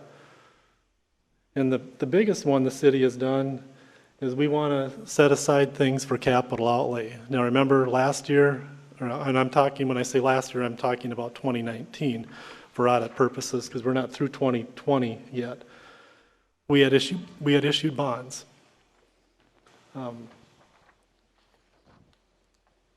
Quite a few bonds, So to are pay for the City Hall. assignments 2,361,000 right now still? Or No, they are have you not. changed them? I've not changed them, I've updated them, they're still coming in. We're still getting bills through we usually cut off payables at the end of this month. We're still getting bills in, so what I've done is I've estimated what I think those numbers are. But just for the council's information, I'm gonna talk a little bit about assigned fund balances. And you've got a really big spreadsheet in front of you. And I'm not gonna go through it in detail, but what the city's usually done is we've said, we've got certain things we want to set money aside for and assign out of our unassigned general fund balance, so we can report to the financial statement user that we've got things that we're planning to spend and we've got them funded, okay? Now these have changed over the last, several years. We've done this, animal control, everyone can see that. We set aside money for animal control. If the police pick up a dog or we had an animal control officer. It's pretty much stayed the same since Bob Hartman's time, where we really haven't had any animal control issues to speak of. Stray dogs, cats, skunks, whatever. We've just kind of left it there because it's so small. For administration, there was some money left in there to help us decide whether or not we wanted to purchase copiers for the admin area or lease them like we've done the last few years. The fire hall building, right here. Remember at the end of 2019, we hadn't decided what we're going to do with the fire hall. We hadn't signed any contracts for that, but we knew we were going to spend about $1.4 million of our own money, so we reflected that as an assignment, and it's reflected in the financial statements at the end of 2019 also. We have bridges. We've got bridges in the city that for a number of years, Sunrise Island, Dream Island Bridge, Melinda Shores Bridge, where the city has either paid cash for those projects or funded them through grant money. The concept long before I came here was to say, let's put whatever assessments we have on those bridges aside and save them. So if somebody blasts through a guardrail and we need to fix it or put a new sign up or whatever, we've got the money to do that. And the idea was that any future maintenance, significant maintenance on that bridge, like if we need to repave it or do something, we would start to save money to do that. That hasn't changed. We did the same thing with public works, with roads. If you remember last year, when we did the budget, we had set aside, some money for those road projects. It was about $460,000. We had about $60,000 in there to start with, which we used for roads this past year in 2020. Going on, we do the same thing for park dedication fees, Public Works. Now, back in 2013, we had a problem where we needed to buy exercise equipment. And the council at that time said, well, go fundraise for it. If you want new equipment, go figure it out. What we came up with was we asked the council to say, look, can we set aside as part of the budgeting process, $13,000 a year, and we'll keep rotating out our equipment. Now, we haven't done that for a couple of years now, but we're getting to the point now where some of that equipment will need to be replaced. We kind of replace it when we need to. The ellipticals, the bikes, the treadmills, all that stuff is very expensive. And so we've set aside funds, the council has set aside funds to do that. On the same note, we do the same thing with the park's 80-acre fund. That's all the county land that we help maintain. Park dedication fees, everybody knows what that is. You know, somebody splits a lot, and we either get a little piece of land or a significant park dedication fee, and we can use that money for improvements in the park. There's the fitness equipment. The other thing we've done is, because of the timing of projects, the council decided back in 2017 to say, look, we've got projects that run from one year to the next, whether it's pickleball or a tennis court or whatever that item is. Let's not let that portion of our capital budget lapse. Typically in governments, if you don't spend the money at the end of the year, the standard policy is that you rebudget those funds in a future year, unless you've got special items the governing board likes to keep track of separately, and equipment for the parks was one of them. The library, this is basically the net impact of all of the book sales. So if we need to buy a computer in the library, that's unbudgeted. We do budget for things in the library to stay current, but we set funds aside, as previous administrations have done, to, if we get a huge power surge that's not covered by insurance, or there's some catastrophic events where it knocks out 10 computers in the library, we've got money to do that. And we've had a couple situations like that where we've come back to the council and said, it's not budgeted, but we need to spend X number of dollars on computers because this happened. We do similar things with police forfeitures and police equipment. Now, where it gets really interesting is trying to point at a point in time and say, what's my balance? It's very manual to go through this and sort all of these out, but what we do is we'll do things, and I'll just give you the titles here. For 2020, we look at things like, for the items we're assigning separately, we say, okay, in the police department, because we have a separate assignment for squad cars, we need to recognize in equipment that we have a budget item for that. So that was our budget for police, $147,600. Administration, we do the same thing for copiers. Now, copiers get interesting because typically when you lease equipment, standards require you to record the value of the leased asset. So if your monthly payment is $200 on that, in the year that you purchase it, you have to back into the net present value of the item you're leasing and record it as an asset. So to do that, you make an artificial entry on your books that says, I received, let's say that number is $10,000, I received an asset that was valued at $10,000, and I reflected it as a payment of $10,000, but I'm going to budget separately for each of those monthly contract payments. Okay? That's what the standards require us to do. So what is the actual assigned balance right now? You say the We're going to get to that, okay? $2,361,000? We'll get to that. Just be patient. Because you're in a budget, We're going to get to that. So we go through each one of those, and we list all of that out, and we say, okay, now we have to reflect what we spent during the year. And there's hundreds of items that go into that. So what you're seeing is a high-level summary. So I'm going to show you right here. These are carryover items that we budgeted when we did our budget last year. Remember, we had $164,255 of items in our budget that we didn't spend in 2020. So what we're doing, and I'll show you this again up here, that same number is reflected in our overall budget right here. So we're reflecting in our assigned fund balances that we've made a provision for that item.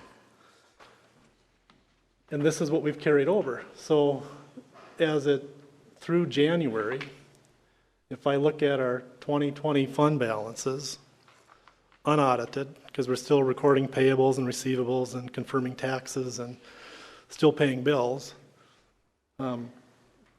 we know that we'll have the non-spendable portion of our total equity of about $40,000. And remember, we got an updated number for the fire hall with the budget. Now, this is based on the total cost of the fire hall, not the high-tech contract. So the requirement was how much are we going to spend of our own money on the fire hall? And we're going to reflect that. Assigned for capital outlay. Now, when I say assigned for capital outlay, I'm referring to the items we just talked about in the specific categories. That amount is $643,135. So that gives us an unassigned fund balance in the general fund projected of about $6.2 million. Now, the reason that unassigned number is important, because remember, at the start of this discussion, we talked about what does our fund balance need to be at year end to support that level of expenditures, okay? So to figure that out, we need to calculate that.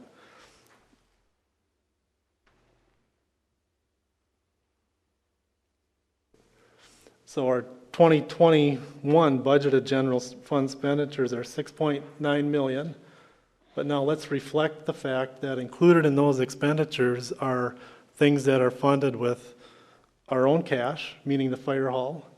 We were planning to issue new bonds that it's not reflected in the fund balance, but it's included in expenditures for this year. We were planning to issue new bonds for roads, and now we have the same assignments in our budget that we had at budget time. So we get down to a number, we're saying we're going to spend about $3.8 million. And the recommendation is to say, okay, because of the timing of our tax settlements, when we pay our taxes in May and October, and the local government gets those receipts in June, July, and then again in October, November, our fund balance needs to be about $2 million unassigned, all right? We're projecting it to be about $6.2 million. That difference is the accumulated funds and what's left over from the phone company, okay?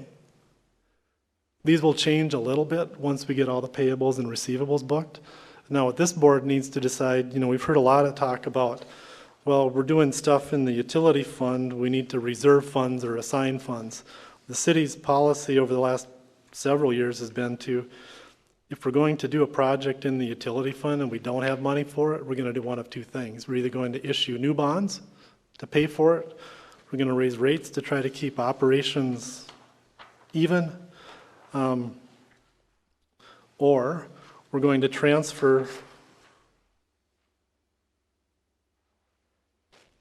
any deficit we need to pay for things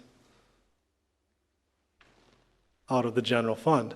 Now, what this does not reflect is any amount that you're going to pay for utility projects in the sewer fund out of the general fund money. So again, we've talked a lot about, where'd Ted go? Ted's gone. Right there. Ted.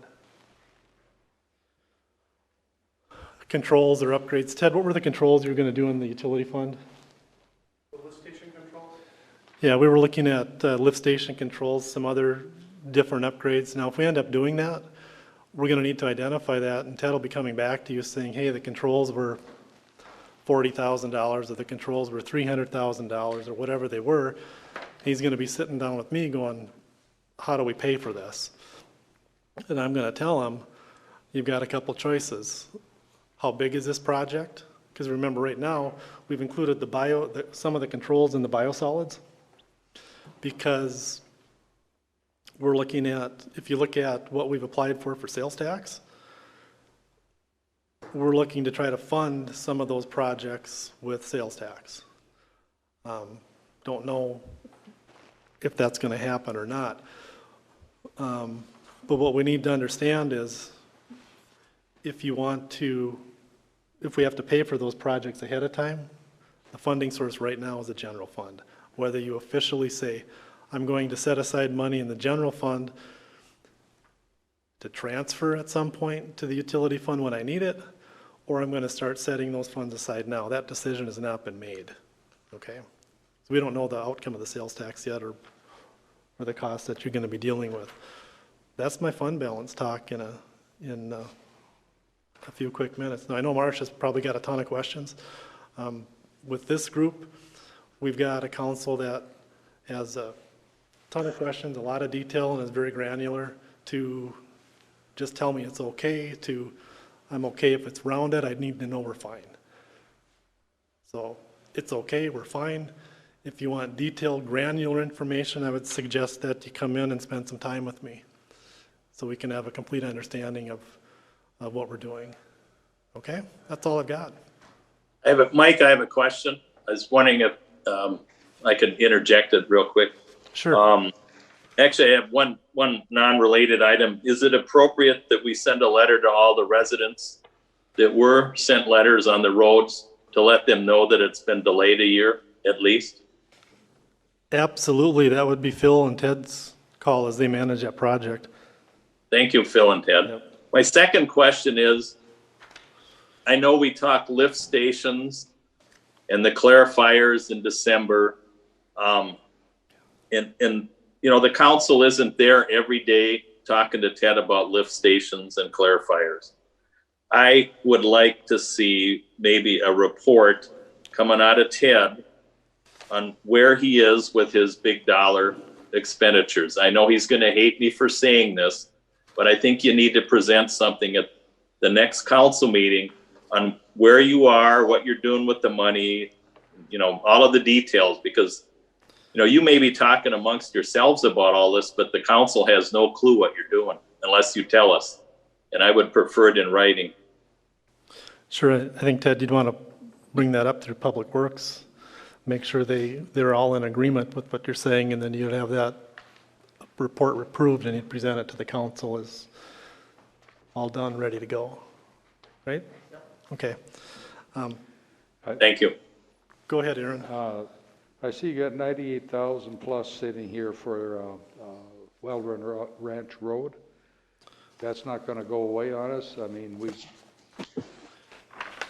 No, it'll stay there. And we'll update that because you'll have additional costs when Phil starts doing his work on that throughout the year. He'll tell us how much he spent on Wild Wind Ranch Road specifically. That's fine. I understand that part. And we'll update that again. I just wanted to make sure these funds are not leaving us. No, because they're not unless this board tells me they want them to leave. Okay, well, Okay. yeah. So you're not changing assigned fund balances on your own? Absolutely approved not. I don't have the authority to do that. Well, this fund balance, maybe we better change that in the fund balance thing. It says assigned, the city council has delegated the authority to assign and remove assignments of fund balance amounts for specified purposes to the city administrator and clerk treasurer. That's correct. And I think what we we've should always change that done then. here is we've presented those recommendations to the council, and we've never done assignments on our own, even though we're allowed to do that. I did want to make one final comment on the projects. That's not related to fund balance, but it does affect it. Right now, we're looking at the last council meeting, you passed a reimbursement resolution for the fire truck because we had some concern as to the timing of when we issue those bonds. Now, this is not on the agenda, so I'm not asking for approval to go get new financing information on it, but what I'll be bringing to the March council meeting is a recommendation for financing the fire truck. We already have the bond resolution in place, so if we have to make a payment on the fire truck before the March meeting, we're fine. But the information I shared with you at the council meeting on interest rates and payments will definitely change. We would likely go to an equipment type certificate for a large equipment certificate rather than a GO bond. And we would likely get the best rate, which will be higher than what we talked about earlier, by going with the GO equipment certificates secured by the asset itself. So it'd be fully securitized, collateralized. So the rate will change. The average life of the bond will likely go down. It'll probably be not more than 5 years. Okay, so the payment stream will be similar to what we've already talked about. It'll be in that $180,000, $200,000 range, depending on the interest rate and the term. So just a heads up, we'll try to get some information for you before that March meeting, all right? Specific questions on this stuff, just come in and see me, call me, send me an email. How do you account for the money that we're sitting from the sale of the telephone company? I don't see any accounting in here for those funds. The council at the time, Well, no, I understand. right, it's included in the unassigned fund balance. They did. Yep. It's included with our general cash receipts, or our general balances. We don't separately identify it So at it's this in the point. $6 million figure. It is, yep.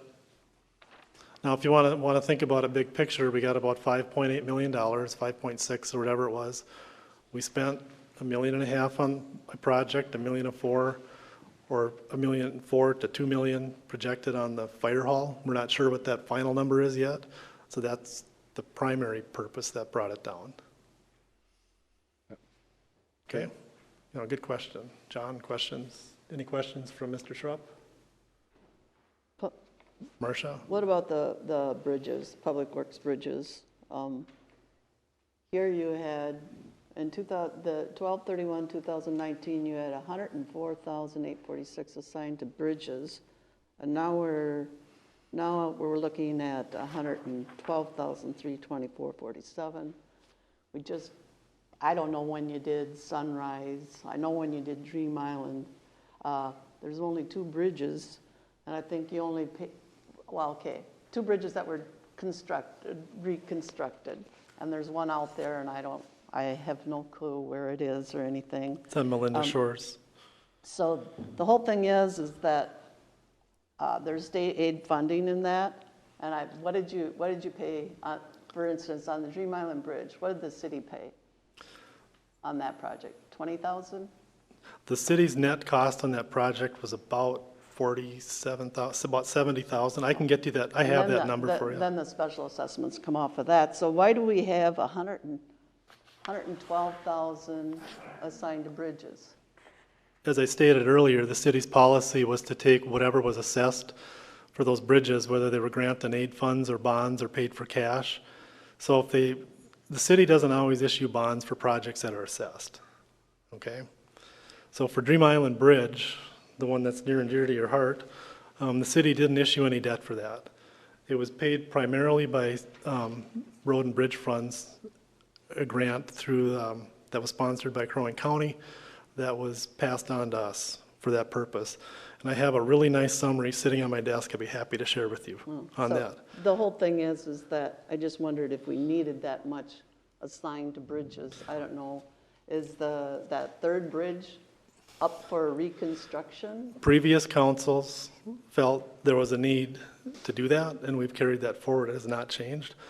So the assessments on those bridges have been added to this account. And if there's any significant things like, like I mentioned earlier, somebody flies through a guardrail or whatever happens, we need a major repair or paving, we can say, okay, or if somebody lights fireworks off the railing and lights it on fire, something like that, we've got a way to pay for it.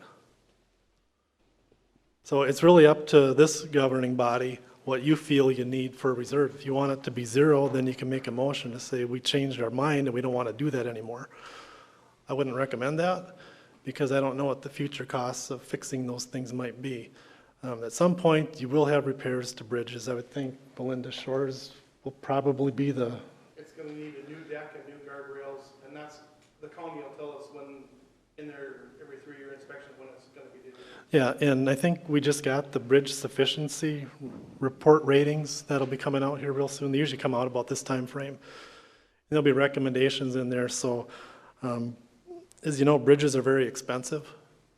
But those are the only 3 bridges we have to, Yes. And And hopefully the 2 bridges that we just reconstructed will last 50 years. but I mean, I just wanted Whatever to it make sure is. there wasn't something. yeah, Some Sunrise 18 Island something. Bridge is the largest one. Dream Island is the second largest, and then Melinda Shores is quite small. I know it's really, really tight getting through there with the plow. It's, you know, 1 lane and turn the blade and the mirrors in so we don't hit it. That's the next one. That'll need some repair work. I think, 3 years ago, we put some cribbing around it because it was washing out. Redid the footings to the bridge. Yeah, we redid the footings to the bridge. I don't know if we're on the council at the time. You remember that project? We took in, it was basically, we took stainless steel Avian cages, basket. baskets, filled them with rocks and tied them together and staked them in to hold the foundation in, so, because it was washing out. So you're saying we're going to issue debt for the sewer fund? That's up to the council. I mean, you don't have any. This does not include the sewer fund, as I stated earlier. This only addresses the worksheet that you have is the detail, my detail worksheet for the assigned fund balances in the general fund only. Yeah. I just wonder because the Public Works seem to think that they have 150,000 sitting there. They don't, and I addressed that earlier in my conversation, Yeah, was that it's only going to be set aside if you choose to set it aside. In fact, what I can show you is, this was our 2019 audit.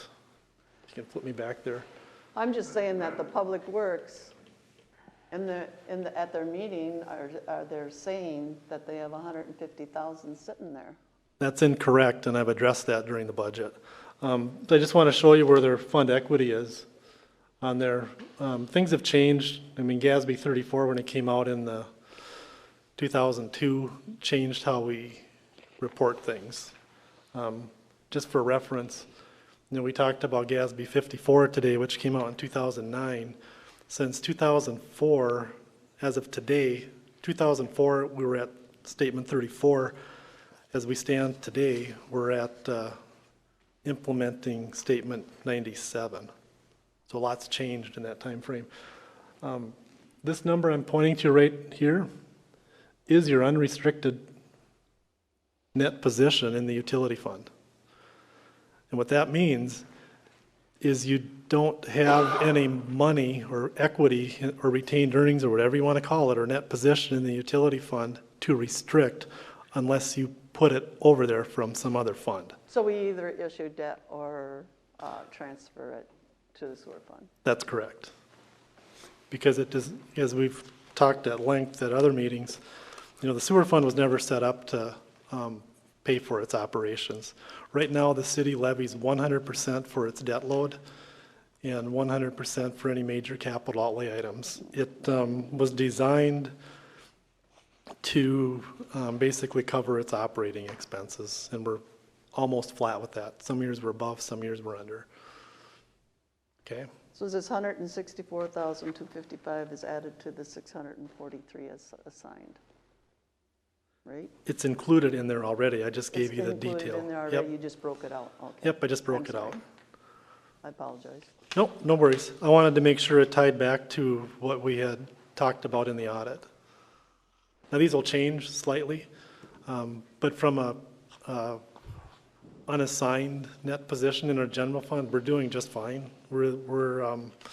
Some cities I've worked with in my career have had to issue what's called tax anticipation certificates, because they didn't have the ability to carry themselves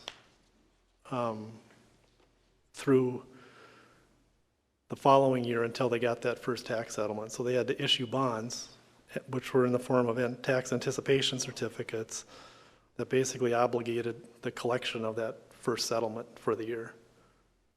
So do you need approval of this assignment? Is this as a 12/31/20? No. Or is this? We'll do that once we have final audited numbers on it. And we're, like I mentioned earlier, we're in the process of closing those records now. This is just an update for your purposes to know that here's the balances that the council has, and here's an updated about number for that. We'll adjust that for any changes in the high-tech contract if we have significant changes to that. So right now, we're projecting that total project for the fire hall to be about 1.9 based on what we know. Now, once we get all those final numbers in, if we have those final numbers in, and we have not issued our audit by that time, we'll change the number and show it so it's accurate. I understand some of those numbers might come down, Dave. Yeah, but there's gonna be something to go up to. Yeah, so we'll put our best foot forward on that and adjust accordingly. We're gonna have a winter heat number that I don't know clue what it is. Yeah. That's good.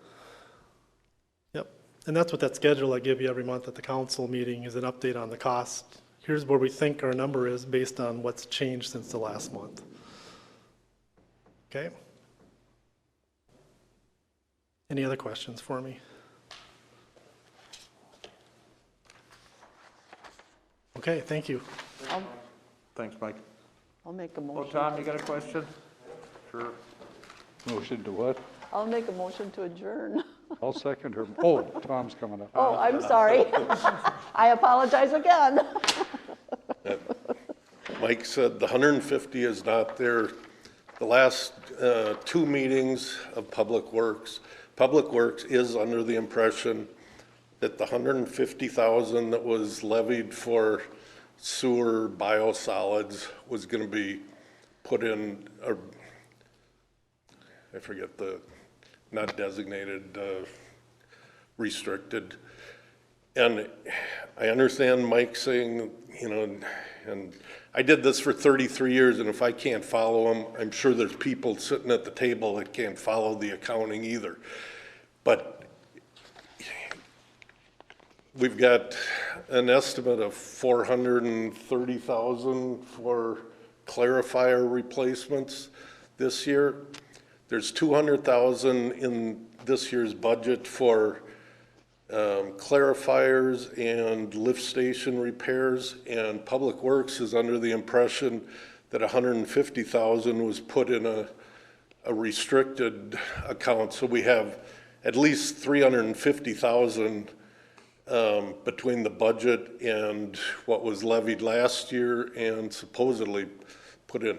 My question is, you know, and I'm not an accountant, so, you know, yeah, there's 500,000 in the negative in the sewer fund, but what I'm saying is the council has the authority to designate that 150,000 in the general fund for future use in the sewer, for sewer capital outlay. The other thing I would say is, you know, the initial thing where the first paper he put up here that showed, you know, park, library, the police, all that. I think the council needs to know those figures, and they may not change dramatically, but at least on a quarterly basis, get those figures in the council packet so you know what's in those, set aside for those different departments. Another thing, in my 33 years, and Marcia has over 40 years, there were times where the state auditor was very critical of cities with large unrestricted fund balances. And that's where they came in and put levy limits on cities and used it to cut local government aid, of which we don't get any, but there's nothing wrong with, you know, the council has the authority to undesignate something that's designated if it's needed. And, yes, I know you don't get your first half taxes till June, but, you know, you're sitting with, what, 5.9 million in reserves? But I just don't think it's a big deal that the council can't, in the general fund, designate that 150,000 that was levied for sewer purposes and then not spent, and designate that as a separate column, just like the police, library, and that one. And we know we're gonna use it. We've got a project coming up for $430,000. We need that 150. And it's frustrating for the commissions not to know where the money is either. So as of now, the commission is thinking there's 350,000 available to work on the clarifiers. I'd just like to clarify that comment, Tom. As I've stated before, you know, it's the council's decision, and I've said if you want to set those sides of fund, set those funds aside, and understand, just because it's in a budget, the only thing levied for specifically in the utility fund is debt. So that's not a true statement to say the city levied $150,000 for that purpose. It was put in there as a placeholder intended to be covered by either connection charges, or which we don't know what those are during the year. But I agree with Mr. Swenson's assertion, as I'd mentioned earlier, if you want to set aside funds for that purpose, then tell us to do that and we'll assign it, just like he's suggesting. As far as fund balance limits, we're not subject to levy limits right now. That could change in the future. I know when I filled out the budget forms for this year, the state is looking at general fund balance overall, and then we provide them with the assignments, or how we think we're going to spend it, for exactly the purpose you're mentioning. The state's trying to balance the budget right now. They're trying to deal with the impact of COVID-19. And what they're really looking at is how much money are all of these cities around the state sitting on? And can we say, well, you know what? We're going to cut this aid package for you, or that aid package, whatever it is, because you've got plenty of money and your own budget shows that. The nice thing for Cross Lake is we don't receive any of that money, so there's nothing they can cut. So for instance, if we had $300,000 of local government aid and a very large fund balance, as viewed by the state could say, you know what, you've got a ton of money, you don't need $300,000 of state aid, you only need $50,000, so spend your own money. They haven't done that to us because we don't have any state aid. So we're very fortunate in that respect, but I would recommend that you consider, you know, working with Ted and Phil to determine how much you do need to set aside for those purposes that you plan on spending this year, and then come back to the council and say, council, we think we're going to spend this much. We're not going to issue bonds for it. We don't have sales tax collections yet. Are you okay with us setting aside X number of dollars for that purpose? And when we spend that money, you'll come back and say, hey, we spent this much of it. Can we have a transfer to pay for it? I have a question. That'd be appropriate. For the council, do we want to issue debt for that $430,000 because he's going to have to do it anyway? Or are we going to take it out of reserves and pay for it? And if we are going to take it out of reserves, we need to designate it right here and now, 350, well, it'd be 400,000, right?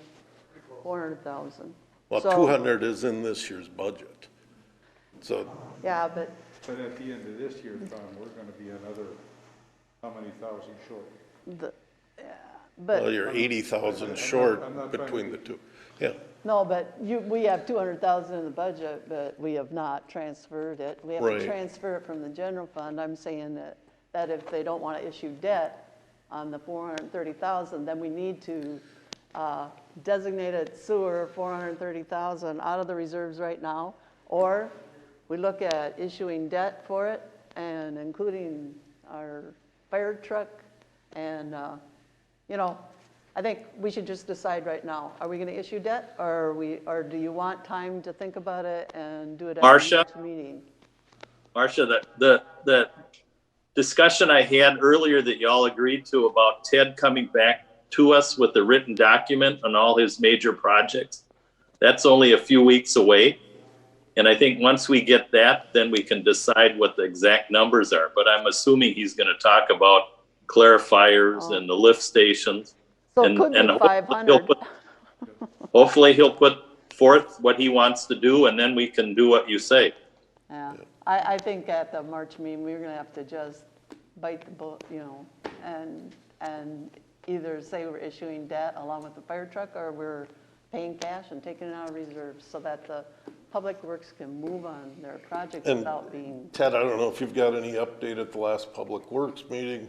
We asked, we're waiting for solid figures from Bolton and Mink, and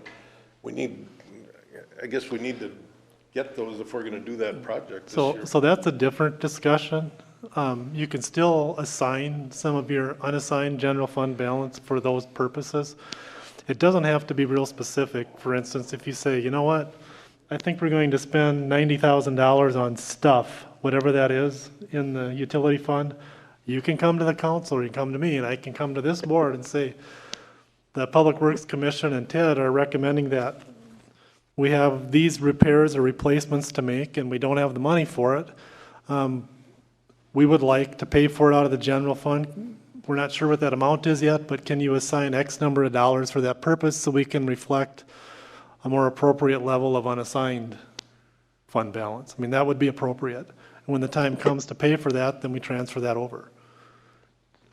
Let's find out what the whole Yep. dollar is. And that's my whole point. We don't know what that number is. We need to find that out. I have an estimate of the numbers today from Bolton, working with Bolton and Mink, of each clarifier is between 115, or 215 to 230,000 apiece. You got times two. And the lift stations the estimate was about 50,000 apiece. And there's 6 of them. So we'll know at the March meeting, we can make that determination. Yeah, and the point is, we have some time before we make that final decision if we're going to issue a GO bond or an equipment certificate based on the resolution this body approved at the February Fire meeting. truck could fit in with that program It's too? possible, yep. When you're dealing with sewer funds, you typically issue revenue bonds. You get the best rate that way because you tie them to the revenues of that fund. You're pledging another source other than taxes. If the sewer fund was an enterprise fund, which it isn't, unfortunately, but, okay. Are you now gonna make your I'm going to motion? make that motion again to adjourn. Second. Oh, she's going to call. It was a motion. Andrews, Yes. Schrupp, Yes? Siebert Bolt, Yes. Herzog, Yes. Nevin. Yes.